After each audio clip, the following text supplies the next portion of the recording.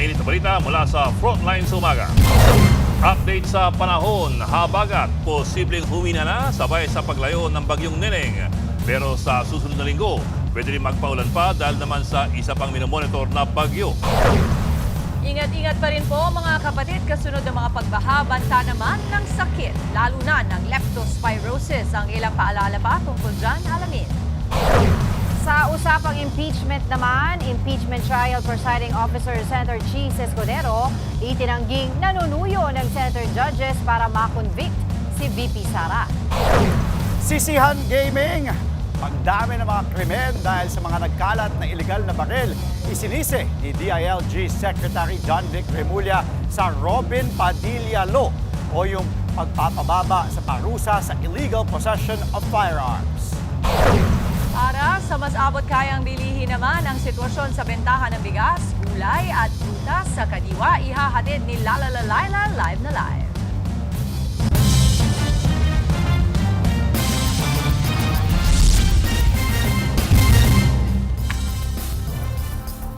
Good morning, kapatid! Simulan natin ang balitaan. Posibleng bumuti ang panahon ngayong Huwebes pero may pag-ulan pa rin sa ilang lugar. Ayon po sa Pag-asa, naka-apekto pa sa Luzon ng habagat na hinahatak ng bagyong Neneng na nasa Hilaga. Pero sa paglayo ng bagyong Neneng, may tsansa rin umatras at humina ang habagat. May ilang nalawigan namang lubog pa rin sa baha. Halos buong Bataan ang apektado ng baha dahil sa ilang araw na pag-ulan. Siyam sa 11 bayan at ang Balanga City ang lubog sa tubig. Baha pa rin sa higit 100 barangay sa Bulacan. Sa ilang bayan naman, namamangka na ang mga residente dahil po sa taas ng tubig. Nagpaalala naman po ang Department of Health kaugnay ng pag-iwas sa sakit na leptospirosis. Sa mga lumusong po sa baha, may sugat man o wala, dapat daw magpakonsulta pa rin sa doktor at magpareseta ng antibiotic. Kung may sugat naman, iwasan ang paglusong sa baha. Kung hindi naman po maiwasan, dapat magsuot ng bota.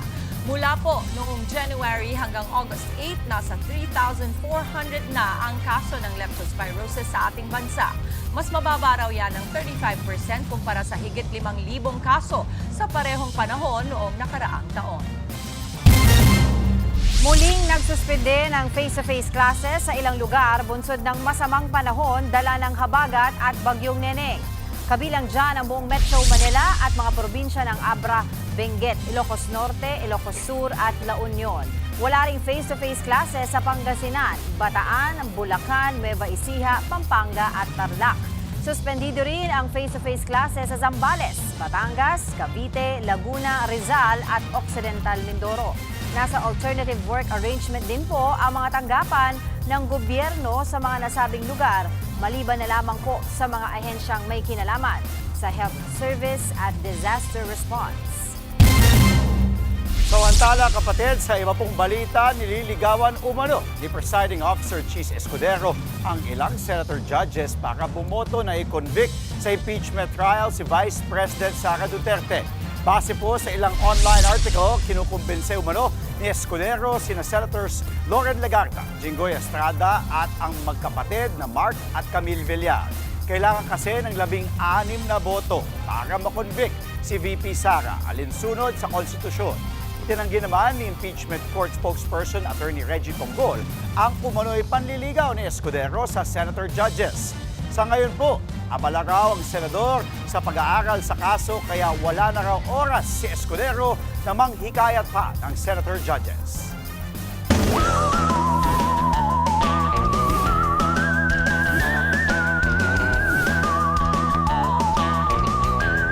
Mga kapatid, 3 bagyo pa rin po ang nakapalibot sa loob at labas ng ating bansa habang pinapalakas nito ang hanging habagat. Yan at iba pang update ihahatid sa atin ng ating weather frontliner Tito Alvin Pura na laging may panahon para sa iyo. Tito Alvin, good morning kapatid. Kamustang magiging panahon natin ngayong araw? Good morning, Mami Dims, at good morning mga kapatid. At para nga sa mga kapatid nating may mga baha pa, may magkakataon na pong umatras yung ating mga tubig at baha dahil meron tayong nakikitang bahagyang paghina ng ating habagat o southwest monsoon. Kasabay po yan ng pagkilos nitong bagyong Neneng dito sa itaas na bahagi ng Taiwan at paghina rin po niyan. Ito pong bagyong Neneng ay huli pong namata ng Pag-asa sa layong 390 kilometers north ng Itbet Batanes at nandyan nga sa mga katubigan ng Taiwan at posibleng ngayong araw ay makalabas na rin ang ating area of responsibility. At kasabay nga niyan, nababawasan po yung epekto ng ating habagat. Pero mananatiling aktibo po ay yung ating habagat sa mga susunod na araw at sa mga susunod na linggo. Samantalang ito namang bagyo sa West Philippine Sea ay mas malapit na po dyan sa may area ng Southern China na huli pong namata ng pag-asa sa layong 1,100 kilometers west ng extreme northern Luzon at wala pong direktang epekto sa atin. Pero mga kapatid, ito pong bagyo naman sa labas ng ating PAR na napakalayo at nandiyan pa sa ating Tropical Cyclone Information Domain na huling namata ng pag-asa sa layong 2,960 kilometers east ng northeastern Mindanao. Ito po ang bagyong may international name na Saudel. Sa ngayon, dahil nga napakalayo niyan, wala po yung direktang epekto sa anumang bahagi ng ating bansa.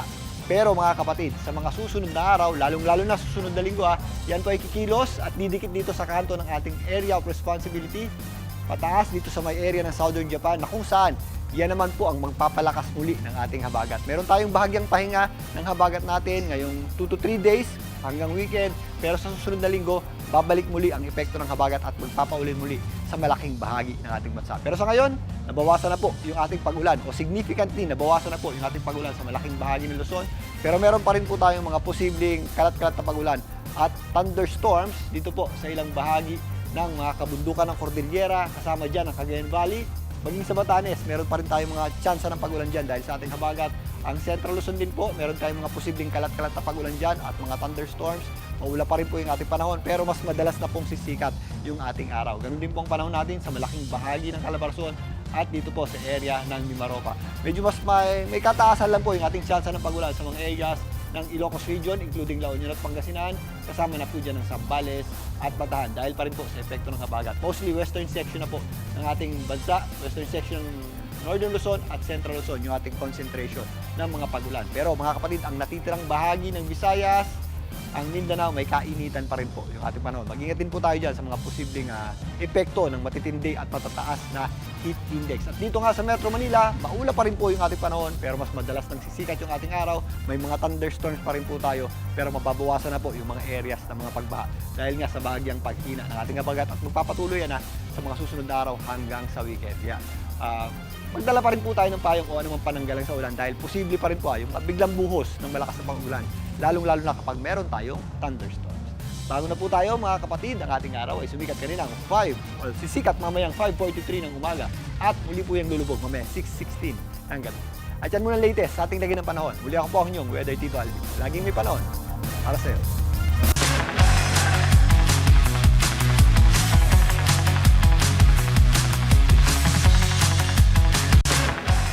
Humupa na ang baha sa ilang bahagi ng Maynila. Kaugnay niyan, silipin natin ang lagay ng trapiko sa Legarda Street sa Recto Avenue sa Maynila. Kasama ang ating traffic Tito Monty Lopez. Tito Monty, mukhang good morning nga talaga ngayon.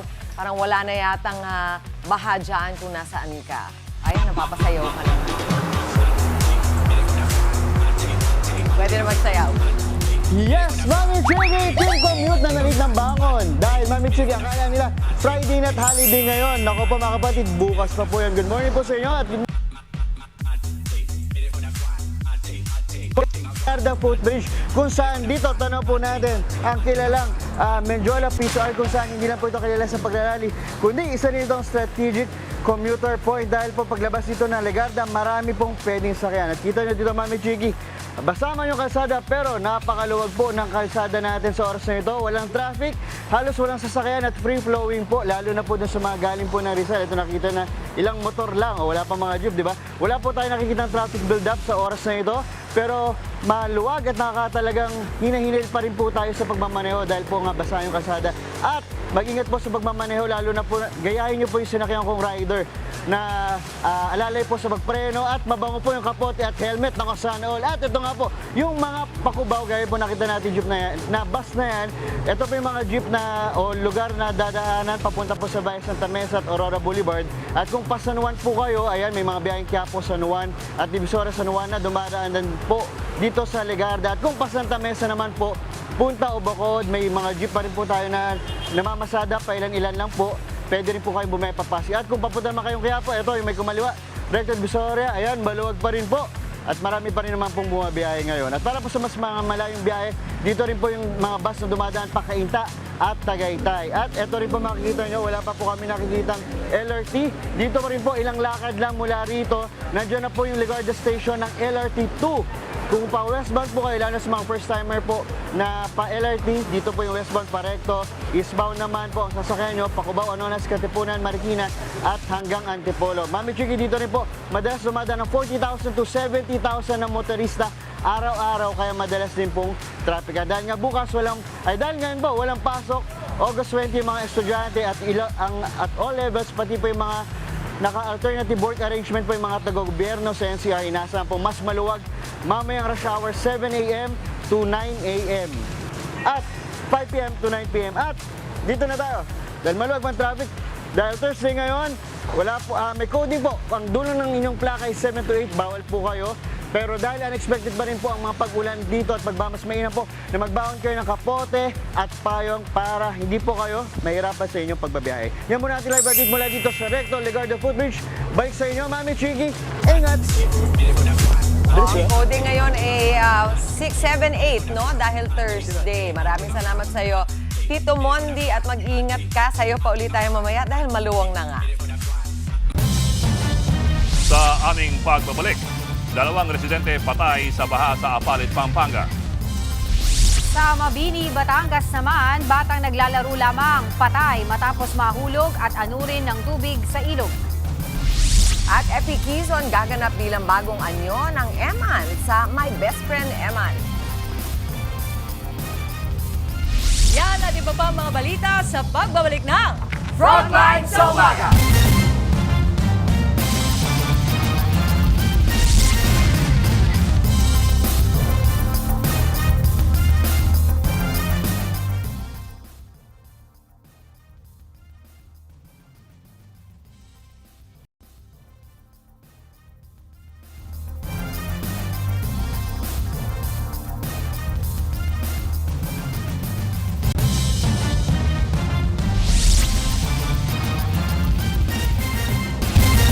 Dalawang residenteng napaulat na patay sa pananalasan ng masamang panahon sa Pampanga. Isa sa nasawi ang 19 na taong gulang na lalaki na lunod na biktima sa bayan ng Apalit. Wala ng buhay ang biktima na makuha sa barangay Colgante. Natili namang lubog sa baha ang ilang lugar sa probinsya. Sa Balukok Bypass Road, may ilang naglatag ng lamesa at ginawang tila resort ang lugar. May nagbebenta ng palamig at mga fishball, nangingisda at meron pang nagbibilyoke. Nagpaalala naman ang mga otoridad na bawal maligo sa nasabing kalsada. Bukod sa masama sa kalusugan, delikado rin daw kung bigla pang tumaas ang tubig. Sa iba pang bahagi ng Apalit, kita sa aerial video ang lawak ng baha. Bangka na ang ginagamit ng ilang residente para po sa transportasyon. Lubog na sa tubig ang maraming sasakyan. Sa lungsod naman ng San Fernando, bumigay ang pader sa creek sa isang subdivision. Inabot tuloy ng tubig ang maraming bahay sa lugar. Agad namang responde ang mga otoridad at tinulungan sa paglikas ang mga residente. Samantala, patay po ang isang grade 6 student matapos mahulog sa kanal sa gitna ng malakas na pagulan sa Mabini, Batangas. Naglalaro noon ang bata nang mawalan daw siya ng balanse at tangayin ng malakas na agos ng tubig. Tumagal po ng 4 na oras ang search and rescue operations bago natagpuan ang bata sa barangay Anilao East. Sinubukan pa siyang dalhin sa ospital pero idineklara ring dead on arrival. Sa Santa Clara, Batangas naman, nasawi rin ang magdadalawang taong gulang na bata matapos malunod sa isang palaisdaan. Hindi umano na malaya ng ina na dumiretso pala sa palaisdaan ang kanyang anak. Nakaburol na ngayon sa kanilang tahanan ang biktima. Sa probinsya naman po ng Pangasinan, umabot sa 51 barangay ang nalubog sa baha sa bayan po ng Bugalyon. Gumamit na ng rubber boat ang ilang residente dahil sa abot bewang na baha. Nagmisulang ilog din po ang ilang kalsada doon. Nagtulong-tulong naman ang mga tauhan ng MDRRMO Bani sa rescue operation sa bahagi ng poblasyon at Ambabaay. Habang sa malaking bahagi ng Calasiao, pahirapan ang biyahe dahil sa baha. Sa tala ng Pangasinan PDRRMO, higit 500 pamilya ang kasalukuyang nananatili sa mga evacuation centers. Mas mabilis na raw humupa ang baha sa Metro Manila. Yan ang naobserbahan ni Pangulong Bongbong Marcos kasunod ng pananalasa ng habagat.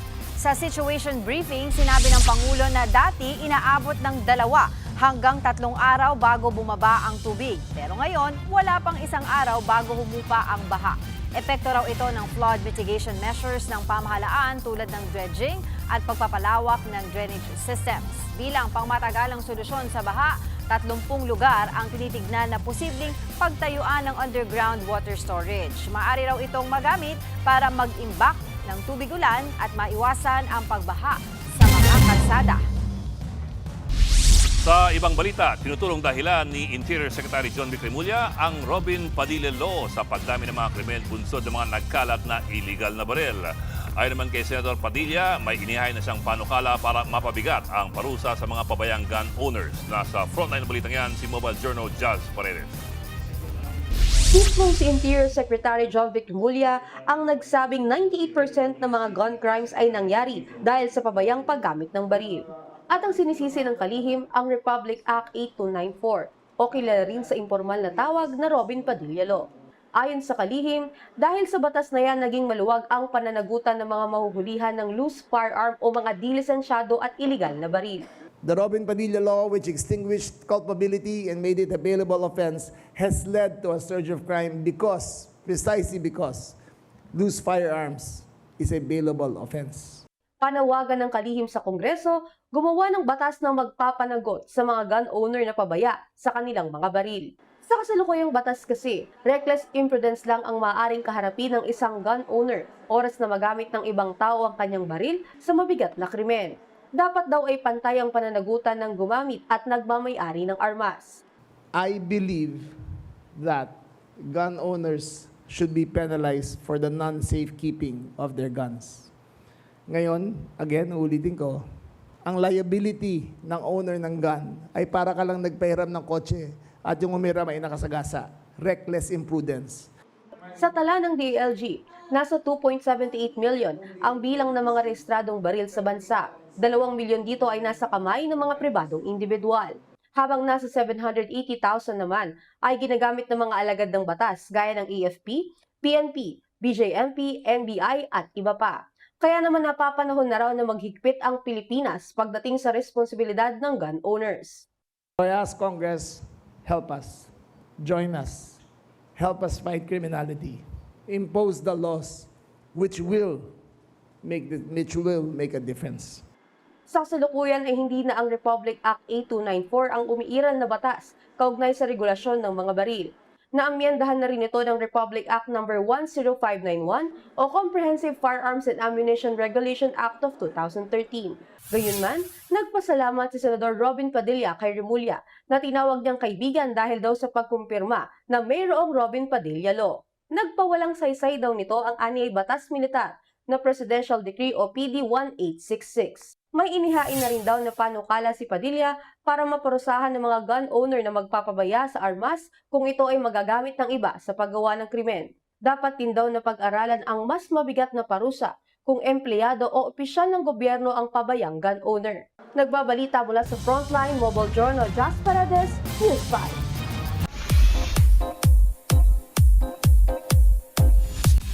Ipinakilala na nga po ang aktor na si Epi Quezon bilang bagong Eman sa kapatid series na My Best Friend Eman. Bagong anyo naman si Epi ni Eman na best friend ni Mateo played by J.M. de Guzman. Malapit daw sa puso ni Epi ang tema ng role niya sa kapatid serye dahil dati siyang nag-retreat. Kaya excited na ang premyadong aktor sa kakaiba niyang karakter. Mapapanood si Epi as Eman tuwing 2:30 p.m. Lunes hanggang Biyernes dito lang sa TV5. Susunod, dating security aide ni Zaldico na si Orly Goteza. Pinawi ang kanyang testimonya tungkol sa pagde-deliver ng mali-malitang pera. Ilang residente lumikas mula sa isang village sa Antipolo dahil sa problema sa baha. At silipin natin ang bentahan ng 20 pesos na bigas sa Kadiwa Store sa Visayas Avenue kasama si Lala Laila.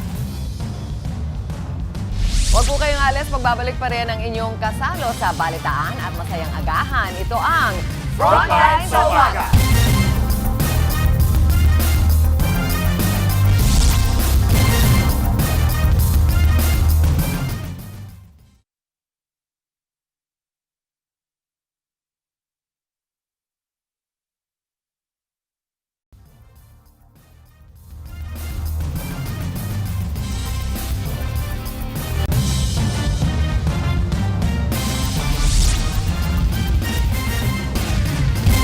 Minutes before 6 in the morning, nagbabalik po ang Frontline sa umaga.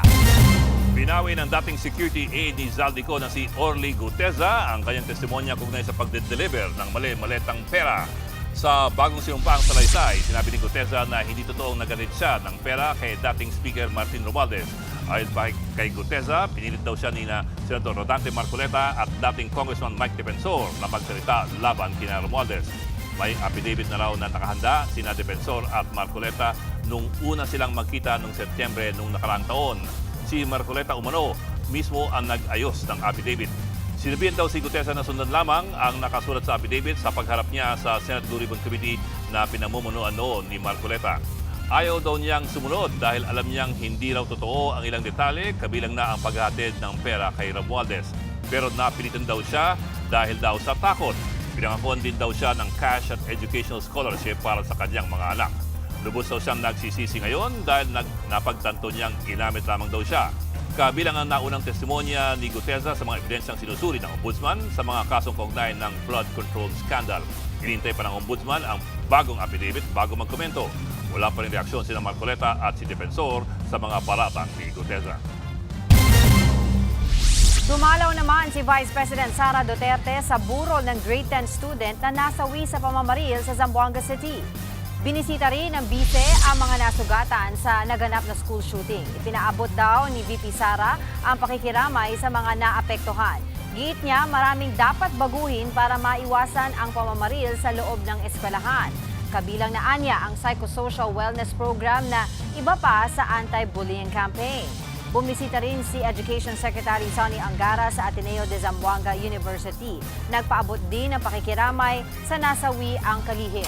Nangako rin siya ng pagpapaigting ng seguridad at sapat na suporta para sa healing at recovery ng mga apektadong estudyante, guro at staff ng paaralan. Samantala, itinanggi ng Impeachment Court spokesperson Reggie Tonggol ang ulat na ginagapang umano ni Presiding Officer Cheese Escudero ang boto ng ilang senador para makonvict ang bise. Tinawanan lang daw ni Escudero ang chismis. Nasa frontline ng balitang yan, si Mean Los Baños. Base sa isang online article, sina Senators Loren Legarda, Jinggoy Estrada at magkapatid na Mark at Camille Villar nililigawan umano para bumoto pabor sa pagpapa-impeach kay Vice President Sara Duterte.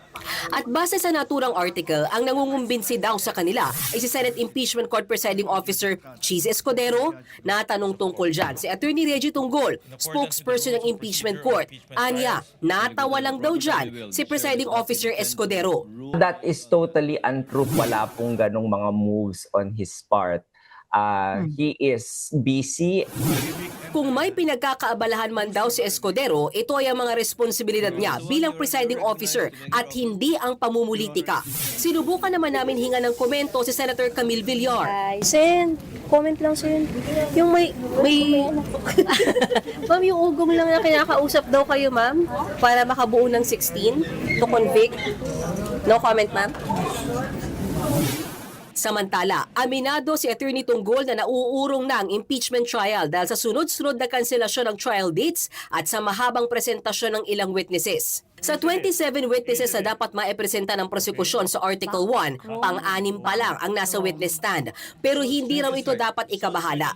Isa sa mga pinag-iisipang paraan ay dagdagan ang trial days, kabilang ang paggamit ng Huwebes hanggang Sabado o palawigin ang oras ng pagdinig hanggang hapon o gabi. May posibilidad din daw na magbawas ng witnesses ang prosekusyon kung sa tingin nila sapat na ang kanilang presentasyon. Pero hindi raw kasama sa mga opsyon ang online trial. Hindi yan kinoconsider sa ngayon because there are many legal issues and logistical issues regarding the virtual hearings.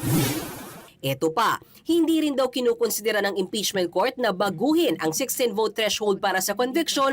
Pwera na lang kung may mag-aakyat ng issue na yan sa Korte Suprema.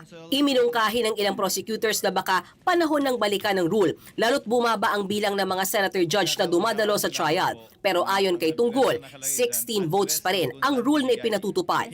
Pero ang tanong, paano kung mismong senator judge ang mag-request na ipabago ang threshold para sa botohan sa impeachment trial? Paliwanag ni Attorney Tonggol, pwede naman talagang baliktarin ang desisyon ng presiding officer basta magkakaroon lamang ng boto ng mayorya ng senator judge.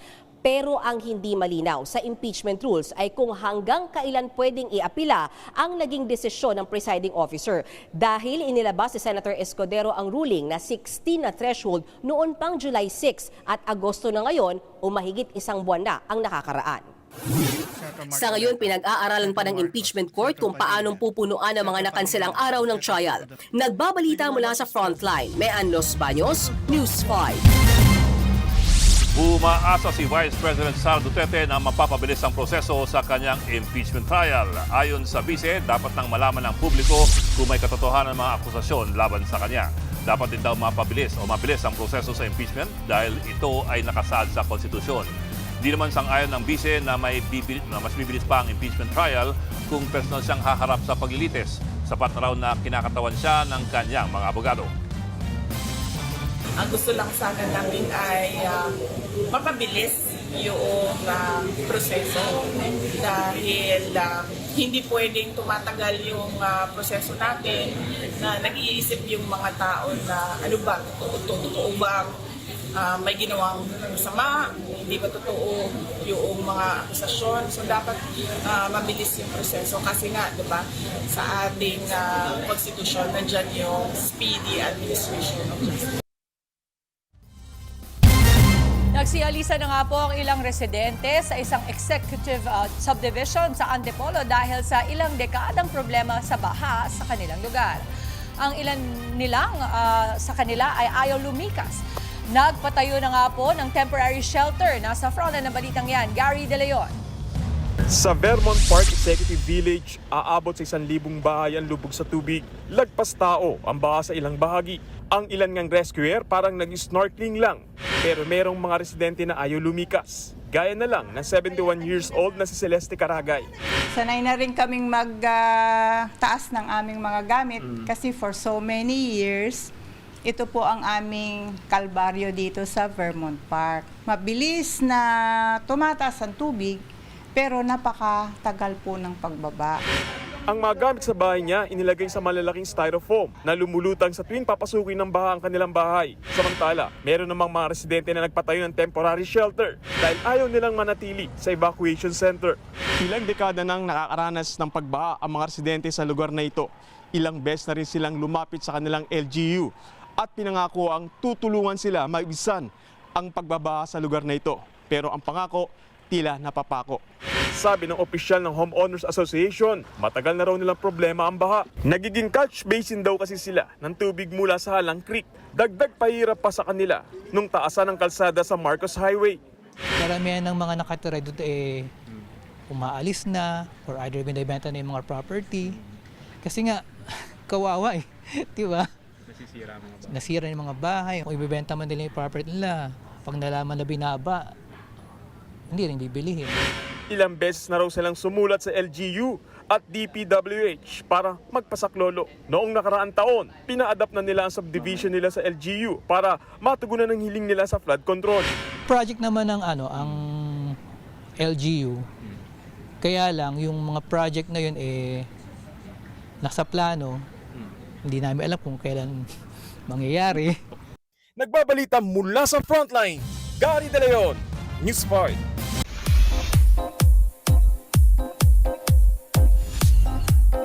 Nangunguna sa 2026 MTV Video Music Awards nominations ang pop superstar na si Madonna. For this year, si Madonna ang may pinakamaraming nominations. 11 categories yan, kabilang ang Song, Video, and Artist of the Year.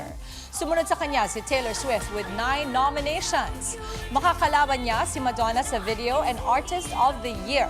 Pasok din sa Video of the Year category sina Ariana Grande, Sabrina Carpenter at Bruno Mars. Nominado rin maging ang global pop sensation na BTS sa Song of the Year dahil sa kanta nilang Swim. Makakaharap nila sila Madonna, Sabrina at ang Phil-Am na si Olivia Rodrigo. Susunod, Palacio bumelta sa patusyada ni VP Sara kaugnay ng kanyang mga biyahe. Grade 5 student patay matapos mahulog sa dam sa kasagsagan ng sama ng panahon sa Iloilo. John Arcilia may banat sa mga kurakot kasunod ng mga nararanasang pagbaha sa bansa. Yan at iba pang mga ihahatid ni Ted Filon at DJ Chacha. Iba pa po mga balita at pampagana sa umaga, tutukan sa Frontline sa Umaga.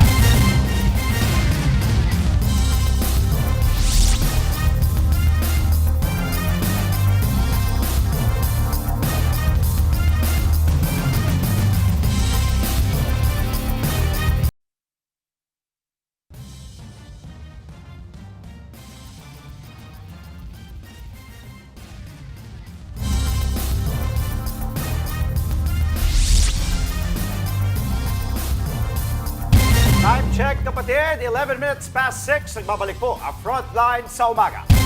Sa pool sa CCTV, ang rider na pinagsisipa at pinaghahampas ng isang kotse sa Caloocan City. Nagalit po siya dahil muntik na raw silang mabangga ng sasakyan. Nasa frontline na balitang yan, Ian Suyu. Linggo ng gabi, kita sa CCTV footage ang sasakyang magmamaniobra sana sa barangay 163 sa Caloocan City. Napapreno ito nang biglang sumulpot ang motor at muntik niyang mabangga. Dumiretso naman ang motor, pero maya-maya bumalik ito. Sinugod ng rider ang kotse habang nakatingin lang ang kanyang angkas. Sinuntok pa ng rider ang bintana ng kotse, pati ang side mirror. Inawat na siya ng kasama, pero ang lalaki, pinagsisipa naman ang rear bumper light ng kotse. Tinulak na siya ng kasama pabalik ng motor, pero ang rider hindi pa tapos sa galit. Ang insidenteng yan, nag-viral at nakarating na sa Land Transportation Office. Dito sa kahabaan ng Reparo Road sa Caloocan City nangyari yung insidente kung saan nga gabi na at madulas ang kalsada nang subukan sana ng kotse na lumiko. Yun nga lang, humarurot at dumere-derecho ang motorsiklo na siya namang nagresulta sa away trapiko. Ang hindi nila alam, nakuhanan lahat yan ng CCTV. Nagkaareglo umano ang dalawang kampo at nangako ang rider na babayaran ang mga nasirang bahagi ng sasakyan. Tinanong siya, ano ho ba ang problema? Bakit ganun yung, meron lang daw hong pinagdadaanan. Pero ang grupong Philippine Advocates for Road Safety na alarma sa insidente lalo't patong-patong na violation ang makikita sa video. Unang-una na nga riyan ay ang hindi pagsusuot ng helmet ng dalawang nasa motor. Yung karsada na two-way traffic at hindi naman talaga siya design for speeding, masyadong mabilis ang pagdating nitong motorsiklo na may kasamang angkas. Inisyuhan na ng show cause order ang rider at ang rehistradong may-ari ng motor. Pinagpapaliwanag ang rider kung bakit hindi dapat suspendihin o bawiin ang kanyang lisensya. Isinailalim na sa 70 araw na preventive suspension ng kanyang driver's license at nakaalarma na rin ang motorsiklo nito. Nagbabalita mula sa Frontline, Ian Suyu, News 5. Balita naman po mula sa probinsya, patay ang magkasintahan matapos sumalpok sa poste ang kanilang motorsiklo sa Cebu City. Sa kuha ng CCTV, kitang dumaraan ng isang sasakyan. Nasa kabilang linya naman ang pababang motorsiklo na sumalpok sa poste. Sumirko pa ang motor at tumilapon ang ilang wasak na bahagi. Ikakasal na sana magkasintahan sa susunod na buwan. Nasawi rin ang isang rider matapos makaladkad ng bus sa Kabatuan, Iloilo City. Nasa pulpa sa CCTV kung paanong nawalan ng kontrol ang rider sa pakurbang Tigbawan Road. Natumba ang rider at napunta sa kabilang linya. Doon na siya nakaladkad na bus. Patuloy pa ang investigasyon sa insidente. Nilinaw ni Palace Press Officer Yuse Claire Castro na hindi niya sinisisi ang mga guro sa nangyaring school shooting sa Zamboanga City. Kasunod ito ng naunang pahayag ni Castro na mismong ibang mga guro raw ang nagtuturo sa mga estudyante na maging walang modo. Pinalagan din ng ACT Teachers Party List ang pahayag ni Castro. Bagaman hindi nagsorry si Castro, nilinaw niyang mali ang pagkakaintindi sa kanyang sinabi. Isa rin daw guro ang kanyang ina, kaya hindi niya babastusin ang profesyong ito. Naglapag pa ng resibo si Castro. Inahalimbawa niya ang nag-viral na pambabastos sa ilang estudyante sa Pangulo noong nagpunta ito sa Davao City. So, siguro po ang dapat na magbigay ng paumanhin ay yung bigay ng maling konteksto sa ating sinabi. Dahil marami nagsasabi na walang guro na nagturo ng mali. At pinapaalalahanan ng muli na napakalaki po ng inyong role bilang pangalawang magulang sa ating mga kabataan. Nilusong ng Alagang Kapatid Foundation ang binahang barangay San Miguel sa Kalumpit, Bulacan para magpaabot po ng tulong sa ating mga residente doon. Hirap na kasi ang mga taga roon, lalo't pabugso-bugso pa rin ang pag-ulan kaya hindi humuhupa ang tubig. Dala ng Alagang Kapatid ang relief goods, food packs at vitamins para po sa mga bata. Tuloy-tuloy po tayong magpaabot ng tulong sa mga kapatid nating nangangailangan. Sa mga gusto pong makiisa, makikita sa inyong mga screens ang bank details ng Alagang Kapatid Foundation. Muli, mga kapatid, maraming salamat po.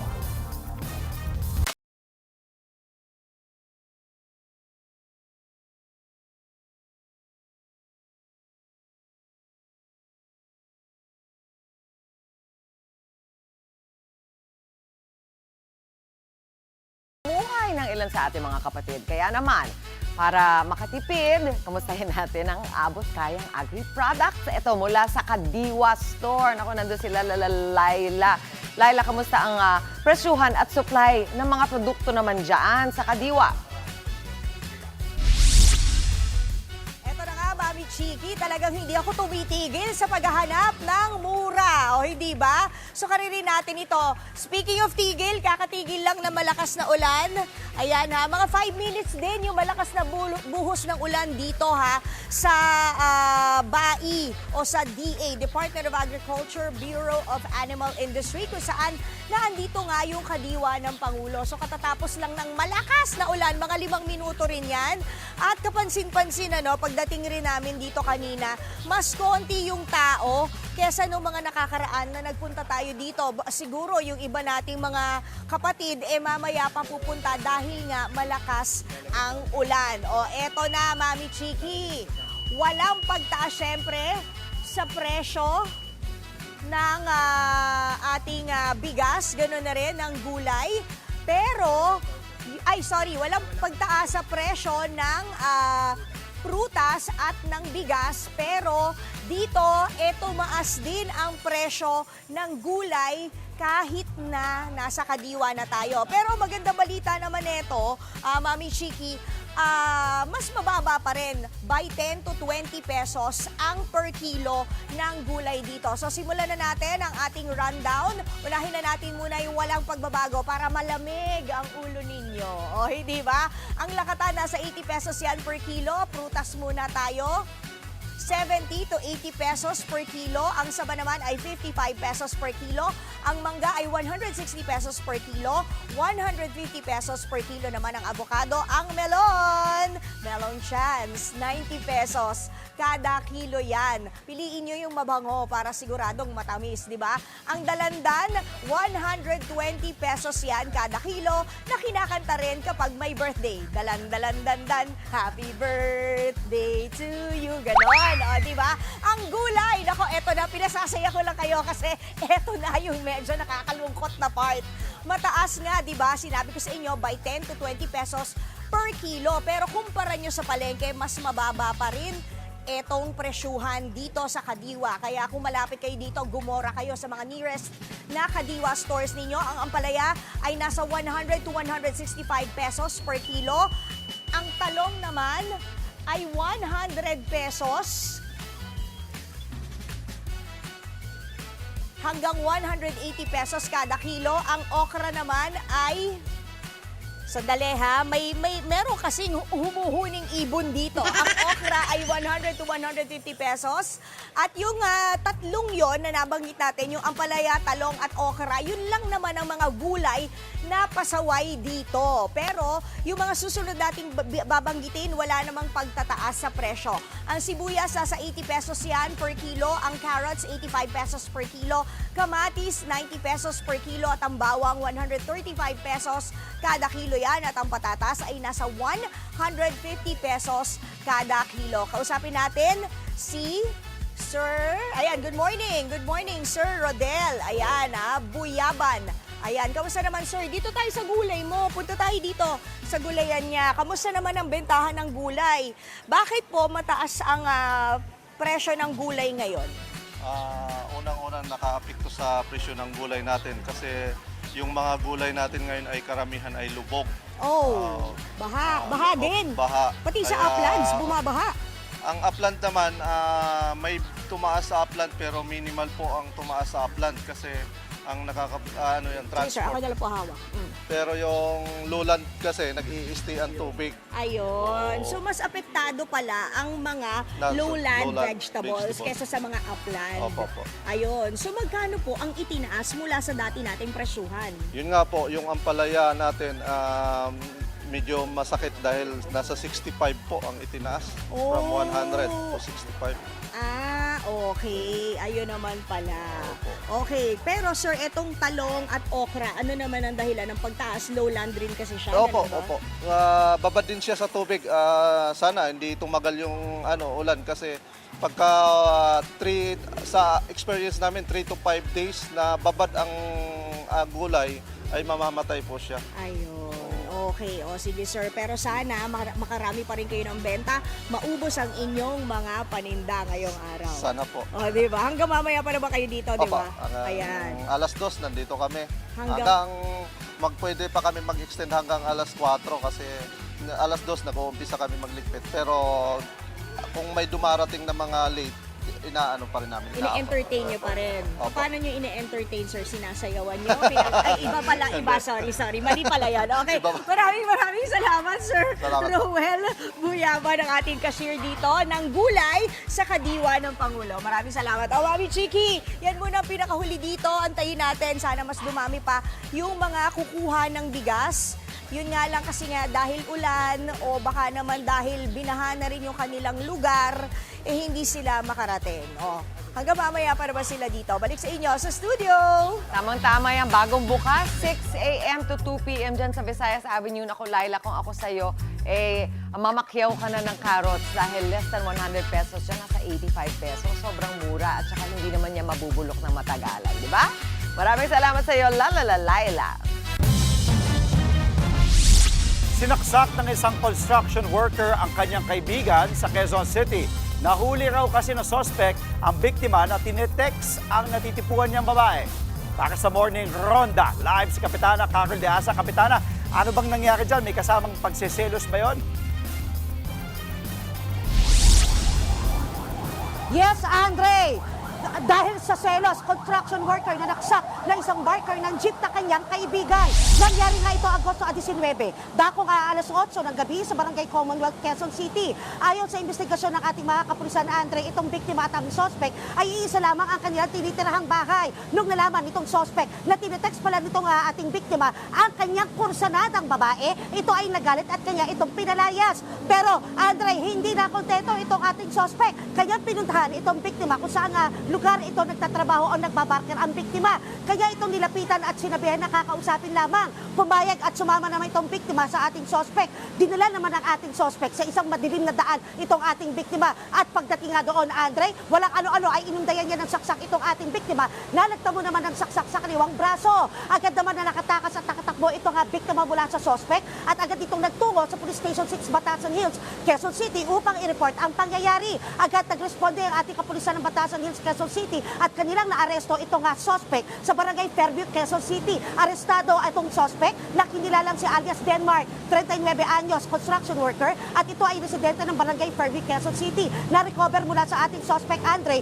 ang kutsilyo na ginamit sa pananaksak dito sa ating biktima. At ito namang ating biktima na kinilalang si alias Marboy, 40 anyos, ito ay barker ng jeep at residente ng Barangay Pasong Putik, Quezon City, ay agad naman isinugod sa Baclan General Hospital. At ayon dito sa ating mga kapulisan, Andre, napag-alaman nila na ito palang suspect at ito nga biktima ay parehong mga nakainom nung mangyari ang insidente. At ating ring nakakapanayam, Andre, itong si Police Lieutenant Colonel Gimer Tibera, ang ating Police Station 6 Batasan Hills, Quezon City Commander at ang ating suspect na si alias sa Denmark. Pakinggan natin ang kanilang mga pahayag. Sa aming investigasyon ay pinuntahan siya noong ating suspect sa kanyang pinagbabarkeran at kakausapin sana. Dinala siya sa madilim na daan tapos inundayan na siya ng saksak. Hindi ko po sinaksak yun. May hawak siyang kutsilyo, nadulas lang ho siya. Ganyan, nakahawak siya yung kutsilyo niya rito. Kasi nga, tinuruan niya yung anak ko magnakaw ngayon, kukumprontahin ko siya. Kala siguro makipag-away ako sa kanya. Naglabas siya ng kutsilyo.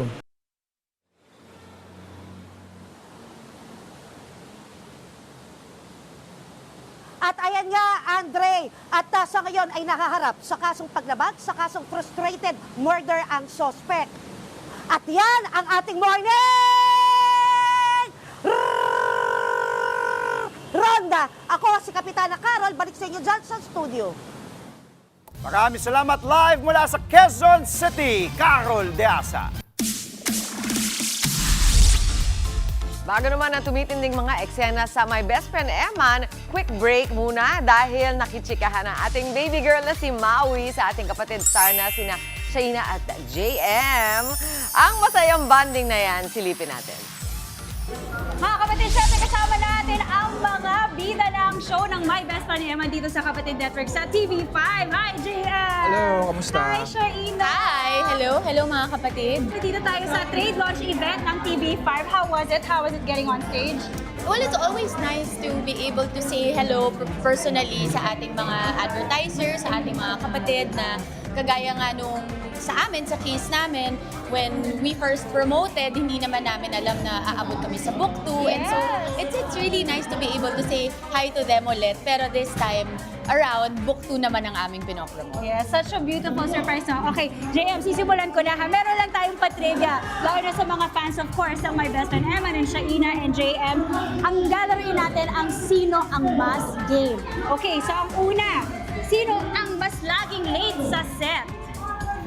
Turuan, sino? Yung hindi ni Shaina, parang may naman eh.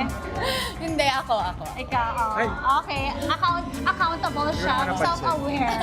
Do you agree na lagi siyang late sa set? Hindi. Lang ka ni Jay. Kasi pagdating niya doon, sobrang lagi siyang on the spot, ready. And Ayun. Okay, eto. Sino ang mas makulit sa set? Ako yata. Ikaw. Wala akong time na kumulit eh. Ang hirap ng mga eksena ko. So lagi ka nag-internalize, busy ka. Okay. Sino ang mas mabilis matawa? Mas hagik-gik? Si Timmy. Wala dito. Wala si Timmy. Oo. Hindi kasi yung plot nila mas light eh. So, actually sa inyo, yung kila Mama Ay. Okay. Sino ang mas maraming bloopers? Ayan. Ako yata. Kasi nga marami kaming masasayang kasama sa plot. Okay, eto na. Sino ang mas mahilig mag-asar? Shaina. Malakas mag-asar ni Shaina. O, hindi Wala halata. daw akong jawline. Ay, wow! Pakita, parang meron naman. Napakita ko nga side view. Dati inaasar ko siya para mag-diet siya. Ayan na, nag-diet na effective. siya. Tignan nyo, nandyan na ang kanyang jawline. Okay, eto Sino ang laging may baong pagkain? Shaina. Ako. Ayun. Mukhang masarap pagdali ni Shaina ng mga food. Ikaw nagluluto or hindi na baon naman. lang? Baon lang. Okay. Lagi Ang siya kahabi. sa cast. Tig-iisa kami. Okay, eto na mga kapatid. Ano ang mga dapat abangan nila? Shaina and JM sa My Best Friend Eman. Marami pang pagsubok sa aming mga buhay at kailangan din nilang abangan kung magkikita ba si Mateo at saka si Ruth. Yes. Ayan. Tsaka ano pa? Ano pa bang pwedeng sabihin? Wala Mga muna. pwedeng sabihin. Abangan lang muna. Okay, JM, invite our kapatids to watch the book 2 of My Best Friend Eman. At Sana manood kayo ng My Best Friend Eman, 2:30 p.m. sa TV5 and sa ABS-CBN Kapamilya platforms. Ayan, thank you so much, JM and Shaina. Maraming salamat. Nice to see you guys. Nice to see you again. Let's take a photo.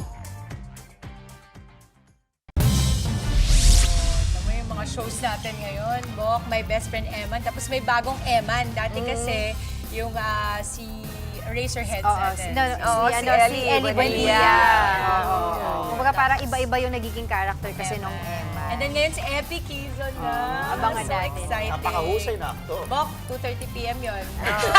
Gising ka na ulit from your nap. Tapos ang siesta. Bok, My Best Friend Eman. Nakaka-excite yan. Kasi, Manood kayo ha. Pwede magalit sa inyo. Kasi di ba sabi nila doon, lahat tayo ay Eman. Malay mo, yung susunod na Eman, dito mahanap sa news. Malay mo, ikaw. Pwede ka maging Eman, Bok. You can be a man or a woman. Ay! Huwag ka rin tatabi masyado kay Angela. Dalawang linggo pa lang yan, nahahawa ka na sa joke sa Angela. Bok, pero ito, ipasa na natin sa iyong mga favorite manong and DJ, sina Tito Ted and Tita Chacha.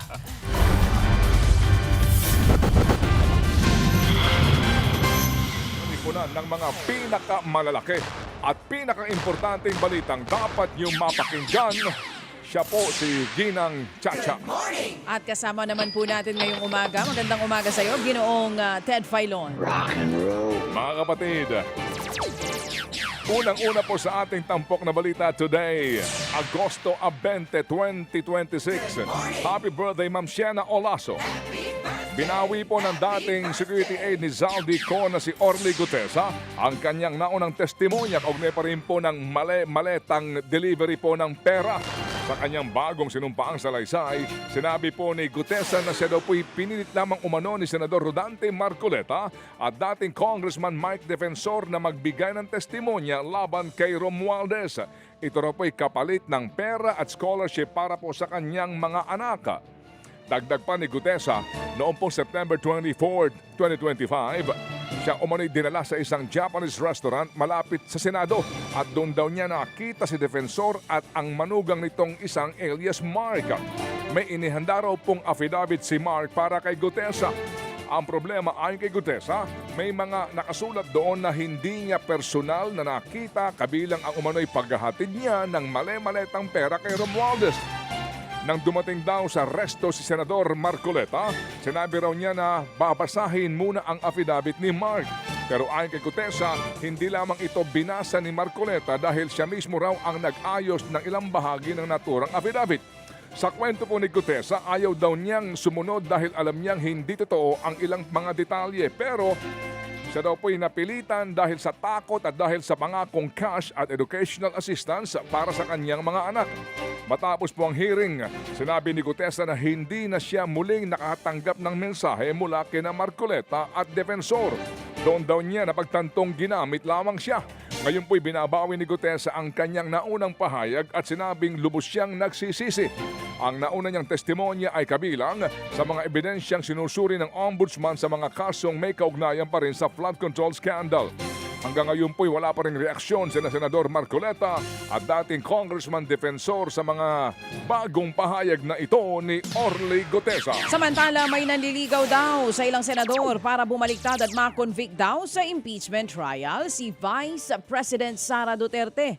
Ang nanliligaw daw ay si Presiding Chair Senator Chis Escudero. Base po sa ilang online article, sila Senators Loren Legarda, Jinggoy Estrada at ang magkapatid na Mark at Camille Villar daw na puro taga-minority ang kinukumbinse ni Escudero. Kailangan kasi ng 16 votes para nga ma-convict ang vice-presidente base po yan sa konstitusyon. Wala pa namang reaksyon ng mga nabanggit na senador maliban na lamang kay Senadora Camille Villar. Ay, Sen, comment lang Sen. Yung may ma'am, yung ugong lang na kaya kausap daw kayo ma'am para makabuo ng 16 to convict. No comment ma'am? Yan nga po ang tinig. Ang comment niya ay no comment. Wala pa daw reaksyon maliban kay Senador Camille Villar. Pero ang comment ay no comment. Opo. Mga kapatid, itinanggi naman ng spokesperson ng impeachment court na si Attorney Reggie Tonggol ang issue. Hindi daw totoong nanligaw sa kanila si Escudero at natawa pa nga raw dyan ng senador. Ayon po kay VP Sara, gusto raw niyang mapabilis ang paglilitis. Pero ang buwelta po ng prosecution, dapat humarap na ang bise sa trial para siya na mismo ang magpaliwanag sa mga alegasyong ipinupukol sa kanya.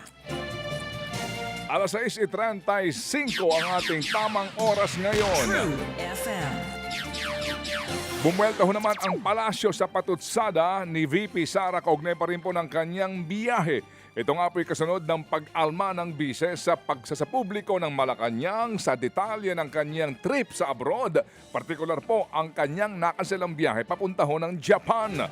Ayon kay VP Sara, nakokompromiso raw ang kanyang seguridad sa ginagawa ng Malacanang. Sagot naman dyan ang palasyo, responsibilidad ng OVP na maging transparent sa kanyang mga biyahe lalo pa daw po pera ng bayan ang ginagamit nito. Pero buwelta ho naman ng bise, hindi lamang daw dapat sa iisang opisina nang hihingi na accountability ang palasyo pagdating po sa mga biyahe sa abroad. Gate naman ng Malacanang, hindi nito pinag-iinitan ang bise. Hindi po namin sinisingle out. Kailangan po talaga natin dito, transparency. So kung sino yung nagdidemand ng transparency, dapat maging transparent din siya sa kanyang mga activities. At patungkol sa budget, hindi rin po ito tinatago. Kompletong resibo, walang peke, walang alias. Maaari po itong makita At ito naman po ay nai-report na rin po sa COA. Transparency. Yan daw po ang kailangan natin, ha? Ang tinig ni Palace Press Officer Claire Castro. Samantala sa atin naman pong ulat panahon, mga kapatid, patuloy pong binabantayan ng pag-asa ang bagyong Neneng at 2 pang bagyo sa labas po yan ng ating bansa. Sa huling monitoring po ng pag-asa, mas bumilis ang bagyong Neneng habang papalapit sa baybayin ng Eastern Taiwan. Pareho namang malayo sa bansa ang 2 pang bagyo sa Northeastern Mindanao at Extreme Northern Luzon. Walang direktang epekto sa bansa ang 3 sama ng panahon dahil habagat pa rin ang nagpapaulan sa malaking bahagi ng Luzon. Partikular na uulanin pa rin po ang Ilocos Region, Central Luzon, Metro Manila, Cagayan Valley, Calabarzon hanggang sa Mindoro at sa Palawan. Pero sa panayam nga po natin sa pag-asa kanina, inaasahan na bukas po kahit papano mas magiging maganda ang panahon. Samantala, sa ilang pang mga tampok na balita, nababahala po naman ang Interior Department sa tumataas na bilang ng mga krimeng may kinalaman ang mga paggamit sa barel.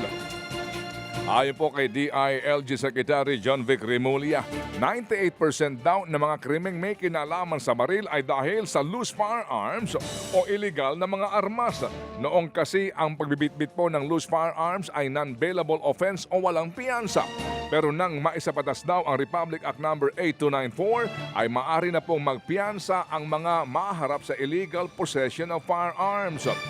Nabansagan itong Robin Padilla Law dahil nga ang senador ay ang isa sa kanila pong nakinabang sa batas na iyan. Magugunitang na-convict si Padilla noong pong 1994 nang mahulihan ng baril na hindi nakarehistro po sa kanya. Kaya ang panawagan ngayon ni Remulla, ibalik bilang non-bailable offense ang illegal na pagbibitbit ng baril.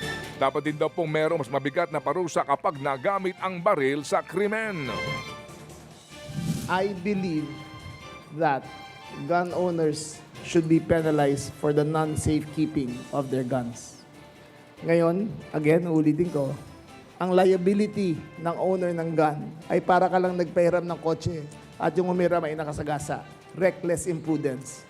Yan po ang tinig ni DILG Secretary John Vic Remulla. Yung kanya pong soundbite ay relevant doon po sa may-ari ng baril na pinabayaan at may ibang kumuha at ginamit po sa krimen. Ang ating pong balita ho naman ay tungkol doon sa sinasabi po na paglaganap ng loose firearms at marami daw po ang may mga loose firearms na ang piyansa po ay pinapayagan dahil dati po ay wala pong piyansa yon. Mamaya pag-uusapan natin to para tayo matuto sa isyong ito.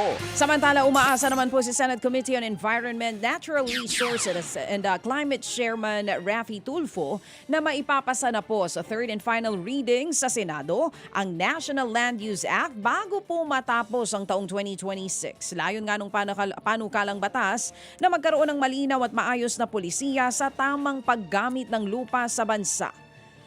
Pero ayon kay Senator Tulfo, madalas naiipit ang naturang panukala pagdating sa Senado. Nagdaos sa po ng pagdinig ang komite ni Tulfo para dinggin ang panukala at nangako siyang papaspasan ng mga hearing para agad itong malusot sa Senado ngayong 20th Congress. Tapos na sila, Ted. Okay na sila. Palagi sa lower house naman, di nagkakaproblema, Ted, ever since. Mabilis eh. Sa nakikita ko po, wala po masyadong mag-ano yan. Wala masyadong haharang. May tinitingnan ko siguro isa o dalawa, baka medyo magkaroon ng konting tutol. Pero may papasayan. Dahil marami ako nakausap sa mga senador, mga kapwa kong senador, nagiging na gusto rin mapasa. So, kaya sabi ko, by next year, sa walang Panginoon, ay yan po ay mapapasa na at meron tayong Yan nga po ang tinig ni Senator Raffy Tulfo.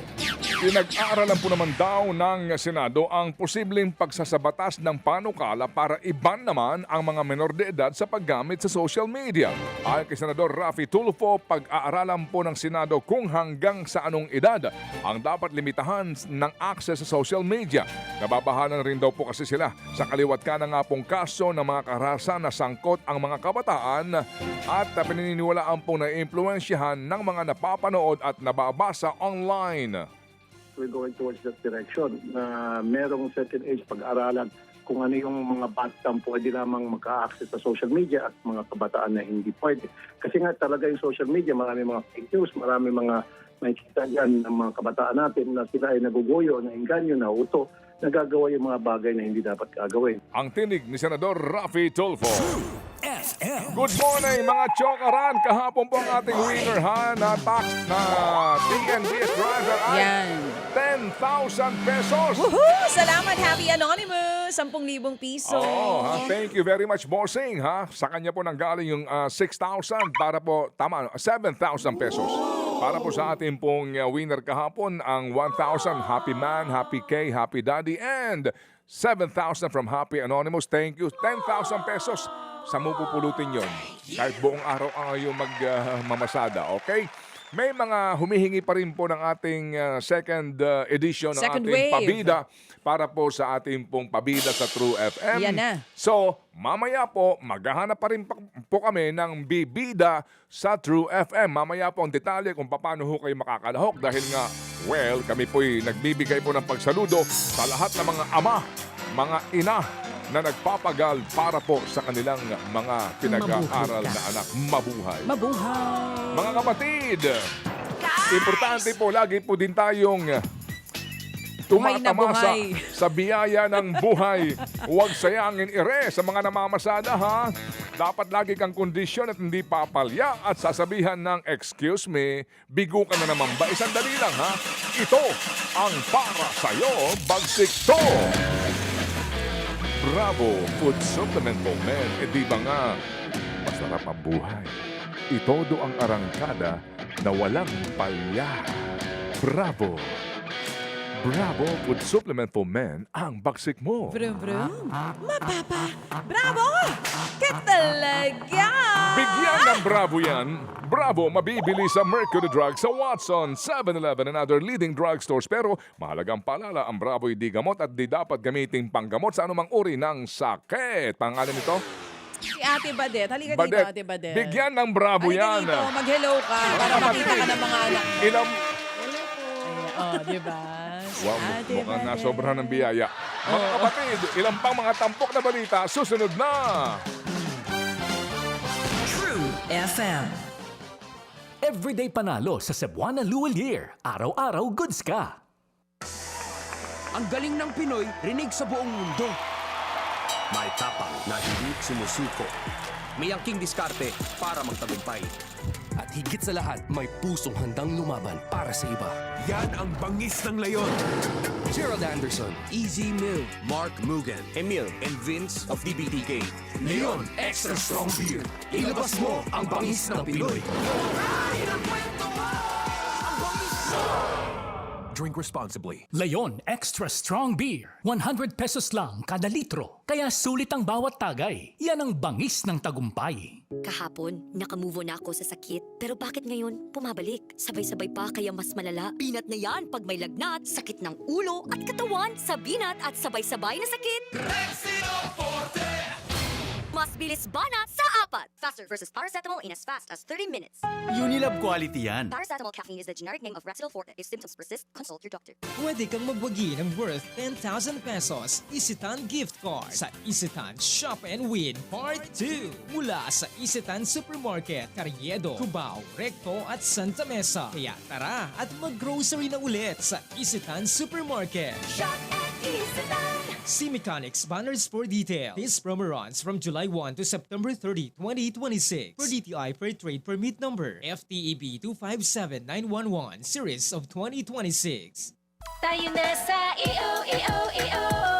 Tayo'y magpatingin. Tayo na sa EO. Sila'y eksperto at magagaling. Tayo na sa EO. Inyong mata ay mahalin. EO Executive Optical. Ang practical. EO Executive Optical. Ang eksperto at magagaling. Ang oras, 6:45.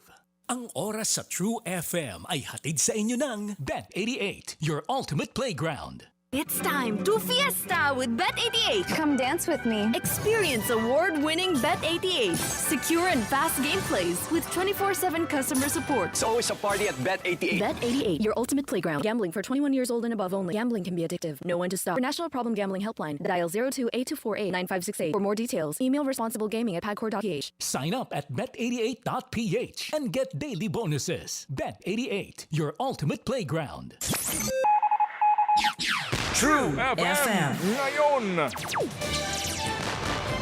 alas 6:45 na. Mga balita po naman sa lalawigan. Naubusan na po ng supply ng pagkain ng ilang residente dahil pa rin sa baha dyan po sa Bataan. Sa bayan ng Hermosa, kailangan pang mamangka ng mga residente para makarating sa palengke. Grabe, oh. Labis na rin daw po ang pagtitipid nila, lalo't hindi pa nila alam kung kailan huhupa ang tubig dyan sa Bataan. Hindi rin makapaghanap buhay ang mga tricycle driver doon. Ang ilan sa kanila, nag-sideline na muna sa pamamangka. Problema rin daw ng ilan ang sakit sa balat dahil sa paglusong sa maruming tubig. Paniniguro rin ng Hermosa LGU, tuloy-tuloy naman ang pamamahagi nila ng relief packs sa mga apektadong residente. Nagsisialisan po naman ang mga residente sa isa pong subdivision dahil sa lampas taong baha doon sa Antipolo. Aabot sa 1,000 bahay ang lubog sa tubig sa naturang subdivision. Ang ilang mga nakatira doon ay naglagay na po ng mga gamit sa mga malalaking styrofoam na lagi pong lumulutang na lamang para maisalba ang mga ito sa baha. Meron po namang mga residente na nagpatayo ng temporary shelter dahil ayaw nilang tumira sa evacuation center. Sabi po ng opisyal ng Homeowners Association, matagal na po silang binabaha doon. Nagiging catch basin kasi ang naturang subdivision. Sa tuwing umaapaw ang creek, dagdag pahirap po sa kanila kung tataasan ang kalsada sa Marcos Highway. Ilang ulit na raw silang sumulat sa LGU at DPWH para magpasaklolo. Saan Yan ang to? sinasabi dito. Oh, saan to sa Antipolo? Yung naluwa. Oo. Kung may naluwa ho tayo, dapat na-identify na yan na hindi no build zone dapat yan. Ay, naku poy! Sa iba pang balita, sinuspindi muna ang pagpapalaot, pangingisda tour guiding sa probinsya po ng Zambales dahil pa rin sa masamang panahon. Dahil po dito, kanya-kanya munang diskarte ang ilang residente para kumita ng pera. May mga nangangalakal muna ng mga basura at plastik. May naghahanap din ng mga barya, kwintas at singsing na inaanod sa pampang. Apektado rin ang ilang negosyo sa probinsya. Sa San Antonio, Zambales, winasak ng naglalakihang mga alon na aabot sa 40 mga cottage. Ayon po sa may-ari, ilang beses na nangyayari ito sa loob ng 20 taon. Sa oras na alas 6:49 na mga kapatid, ngayon nga po daw ay gaganda na ang panahon. Sana nga. Pero po tomorrow na holiday po naman bukas ha. At Sabado ay sana nga po para sa mga nasa construction business, magandang umaga po sa inyong lahat. Alam kong kabisado nyo na dapat ang ginagamit sa construction na mga materyales ay standard, hindi substandard, kung hindi perwisyo. JMax Light Steel Frames, setting the standard in light steel frames. Certified yan ng Bureau of Philippine Standards, kaya nga siya may PS mark. Maasahan po yung kanyang quality at safety para po sa pinagkakabitan ng ating mga kisame at dinding. JMax Light Steel Frames, protektado ka, walang kaba at duda. JMax Light Steel Frames, itanong po sa mga nakakaalam. Ang mga counter clerk sa inyong mga suking hardware at dipo, sabihin kaagad ang hinahanap ko, ang gusto ko, ito lang. JMax Light Steel Frames, available yan sa BGY Enterprises. Doon po naman sa Ilagan City sa Isabela. Ayun o, ay talaga naman BGY Enterprises, Ilagan City, Isabela. Thank you. Nakalagay na dun sa ano mismo sa signage. PNL Builders, dyan po naman sa La Fuente, Santa Rosa, sa Nueva Ecija. Yun o, PNL Builders, La Fuente, Santa Rosa, Nueva Ecija. Salamat! At ang JMax ay available din in all leading depot and hardware stores nationwide. Sir Johnny nang muli. Good morning, Sir Johnny, ha? Sa mga kawani po ng DN Steel at ng Ultra Insulated Panel Systems Corporation, good morning! Ma'am Donna, ganda umaga po mga bossing. Narito ang ating mga balita po naman na pang consumer at kalakalan.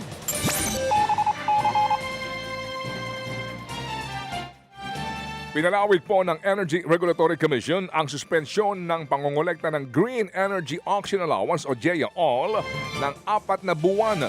Ibig sabihin, hindi ko kolektahin ang higit sa 3 sentimo per kilowatt hour na GEA-all charge hanggang katapusan ng taon. Yan nga po ay para daw humapagaan kahit paano ang gastusin ng mga Pilipino sa bayad sa kuryente sa gitna pa rin po ng patuloy na sigalot sa gitnang silangan. Ang GEA-all ay singil sa mga consumers na ginagamit na pampondo po naman sa renewable energy developers na lumalahok sa Green Energy Auction Program.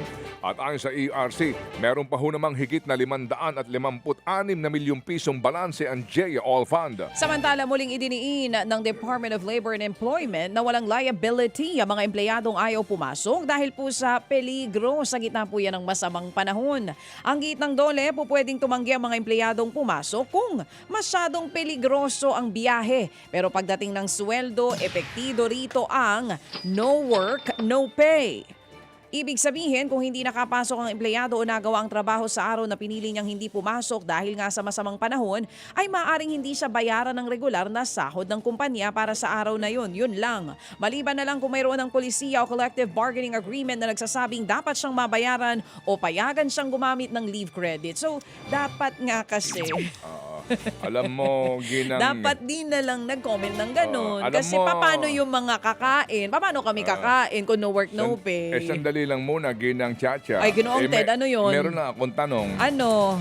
Paano ho naman kapag po ang ganda ng panahon, hindi pumapasok yung senador? Ay, mahirap yun. Sisimulan po naman ng LTO ang panghuhuli po sa mga sasakyang gumagamit ng mga nagbebenta ng peking plaka starting September. Sa programang ito, iginit po ni LTO Chief Marcos Lacanilao na maghihigpit na po ang LTO sa paggamit ng improvised plates na ginagaya ang mga plakang ini-issue ng gobyerno. Babala po ni Lacanilao, pagbumultahin daw po ng 5,000 piso ang mga motoristang gumagamit ng hindi otorisadong plate number. May impound naman ang mga sasakyang walang otoridad na gumamit ng improvised plates. Ipinapaalala rin po ng LTO na walang binibigyan po ang LTO ng otoridad na gumawa ng improvised plate na gumagaya rin po naman sa mga plaka ng LTO. Kapag ka po hindi authorized yung plaka nila, ang penalty po dyan is 5,000 pesos. Pero kapag ka wala pong authorization, impound po yun. Kung ako po sa mga kababayan natin, wag na nilang suportahan yung mga plaka na yan na kung saan-saan ang gagaling na nag-print. Yan po ang tinig ni LTO Chief Marcos Lacanilao. Samantala, bagong record low ang naitala po ng piso kontra US dollar sa intraday trading nitong Miyerkules. Bumagsak nga po ang piso sa 61 pesos at 99 0.5 centavos. Bago nakabawi at nagsara sa 61 pesos at 81.5 centavos kontra US dollar. Ayon sa mga analysts, kabilang po sa nagpapahina sa piso ang paglakas ng dolyar kasabay ng pagtaas ng bond rate sa Estados Unidos. Ang babala ng mga ekonomista, maaaring maging mas mahal ang mga inaangkat na produkto tulad ng langis kapag natuloy na humina ang piso na posibleng makadagdag po sa pagtaas ng presyo ng mga bilihin. Inaabangan naman ang susunod na hakbang ng Bangko Sentral ng Pilipinas sa monetary policy meeting sa susunod na linggo. Aray ko, partner!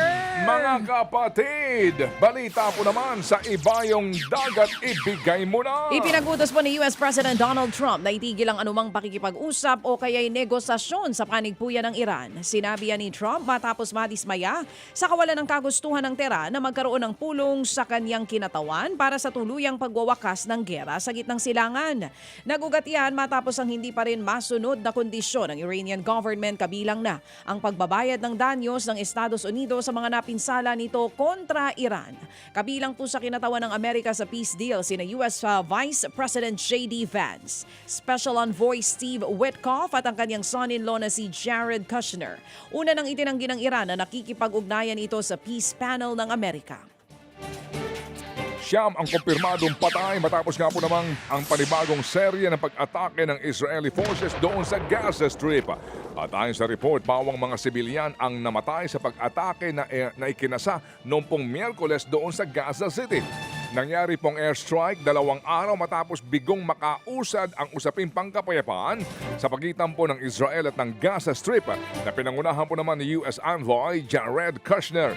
Bukod sa mga namatay, aabot sa 15 ang naitalang sugatan sa naturang pag-atake. Wala pang pahayag dyan ang pwersa ng Israel. Patuloy na nagkukumahog sa pag-apula ng sunog ang mga bumbero kasunod po ng pananalasa ng wildfire sa Portugal. Kabilang sa napuruhan ng mga lugar, partikular po ang Aroca at Torre de Moncorvo. Sa tayangan ng mga otoridad, aabot sa 3,000 hektaryang napinsala ng kalamidad. Tulong-tulong sa pagresponde ang nasa higit 500 emergency personnel. Samantala, aabot po sa 4 na bumbero ang naitalang sugatan. Lubog sa baha ang ilang lugar sa Chile, bunsod po naman ng masamang panahon.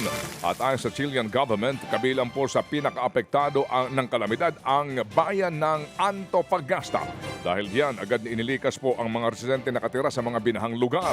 Una nga pong idineklara ni Chilean President Jose Antonio Casta ang state of emergency sa lalawigan ng Tocopilla. Gumuho ang bahagi ng bahay sa isinasagawang operasyon ng mga otoridad sa Amerika. Sa report, pawang US Marshals ang nasa pool sa video ay sinagawa pong pag-aresto sa suspect na itinuturing bilang isang sex offender. Patuloy na nagpapagaling ang mga sugatang US Marshals. Bumagsak nga ano ha? Samantala po naman sa oras na 3 more minutes before 7 o'clock. Nanay Christy, good morning! Sa mga fans ni Nanay Christy Fermin, narito ang ating entertainment news on a Thursday. Nagpahayag po ng pagkadismaya ang aktor na si John Arcilla. Si General Luna. Nakilala nga po sa pagganap bilang si General Luna dahil sa naranasang pagbaha sa ating bansa. Ang giit po ni John Arcilla, marami nang namatay na Pilipino sa baha. Mas importante raw ba talaga ang bumoto ng iniidolo kahit kurakot kaysa sa buhay ng mga kapwa Pilipino. Banat pa ng aktor, inuutulang ang mga nagnanakaw ng pondo ng bayan. Pero sila pa rin ang pinipili ng taong bayan. Pwede naman daw silang manahimik at panoorin na lang ang ibang nalulunod sa baha. Pero hindi raw sila magsasawa sa pagpapaalala. Salamat, General Luna. Ayun. Sabi pa po niya, kung gusto daw nilang manatiling lubog sa baha, ipagpatuloy lang ang pagboto sa mga magnanakaw. So, Aaron, duly noted ito, ano ha? Thank you. Alam mo, isa yan talagang every time may mga ganyang issue, lagi yung nagsasalita sa social media account niya. Salamat po, General Luna, for using your platform. Sinasabi niya, the people you elect is the people you does serve. Yun na. At mukha po talagang panahon na para ho tayo maghanap-hanap ng mga bagong leader ng bayan. Alright, mga kapatid ha? Yan po, palagay ko. Panahon na para hindi tayo makontento lamang sa pare-pareho mga magnanakaw. Mga kapatid, mag-aalas 7 na. Magpaalam na po tayo na maaga sa ating mga viewers sa TV5. Kami po napakarami pa hong balita. Ay nako, sa mga nanonood sa TV5. Ang dami pa ho nating balita, diskusyon, talakayan, mga panayam, importanteng mga isyong pambayan at public service. Naku, kung baha ang usapan, abangan nyo po mamaya usapang baha natin.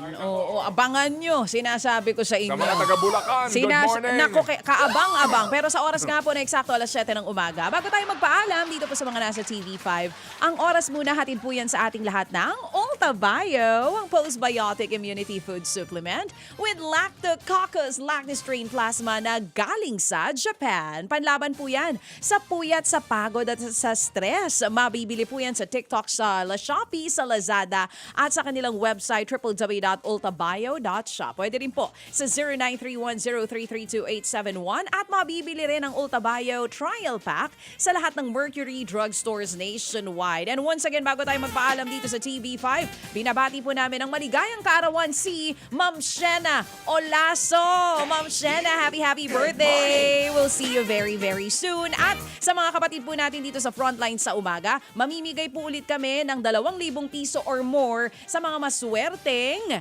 driver today. Yan ang hinahanap natin ngayon. Kahapon po, 10,000. 10,000 pesos ang naibigay doon sa TNVS driver. Ngayon, baka kayo po ang hinahanap. Simple lang ang gagawin. Mag-video, kita yung sarili nyo, kita yung minamanehong sasakyan, kita ang ang radyo kung saan kayo nakikinig sa amin. Dapat nakatutok po yan sa 105.9 True FM. I-send po yan sa Facebook page ng 105.9 True FM or sa Facebook page ko na DJ Chacha for a chance to win 2,000 pesos or tulad kahapon, malay mo, 10,000 piso rin katulad kahapon. So paano mga kapatid sa FSU? See y'all tomorrow. Advance happy weekend.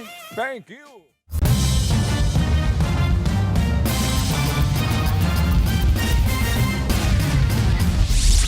Maraming salamat, Tito Ted at Tita Chacha. Ito pang ilan pa nating mainit na balita at paandar ngayong umaga. Mga residente sa Hermosa, Bataan, nagpapasaklolo na sa paglikas dahil sa banta ng baha. Ilang sakahan sa Zambales, malailog dahil sa baha. Tangkang pagnanakaw sa tindahan ng pintura sa Rizal na purnada. Isa sa mga kawatan, arestado. Alas 7 na nga po, rush hour na mga kapatid. Ang biyahe sa Recto Avenue sa Maynila, ipasisilip ni Traffic Tito Mondi Lopez. Live! Sa galing mo kapatid, Pinoy Classic laro tayo, luksuhan at lundagan ang labanan kasama si Maui Abangan.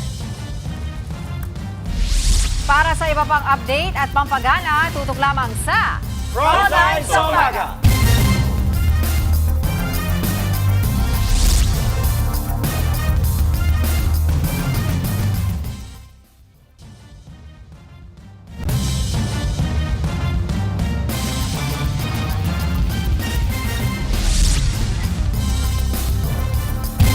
Time check kapatid, 7:07, nagbabalik po ang Frontline sa Umaga.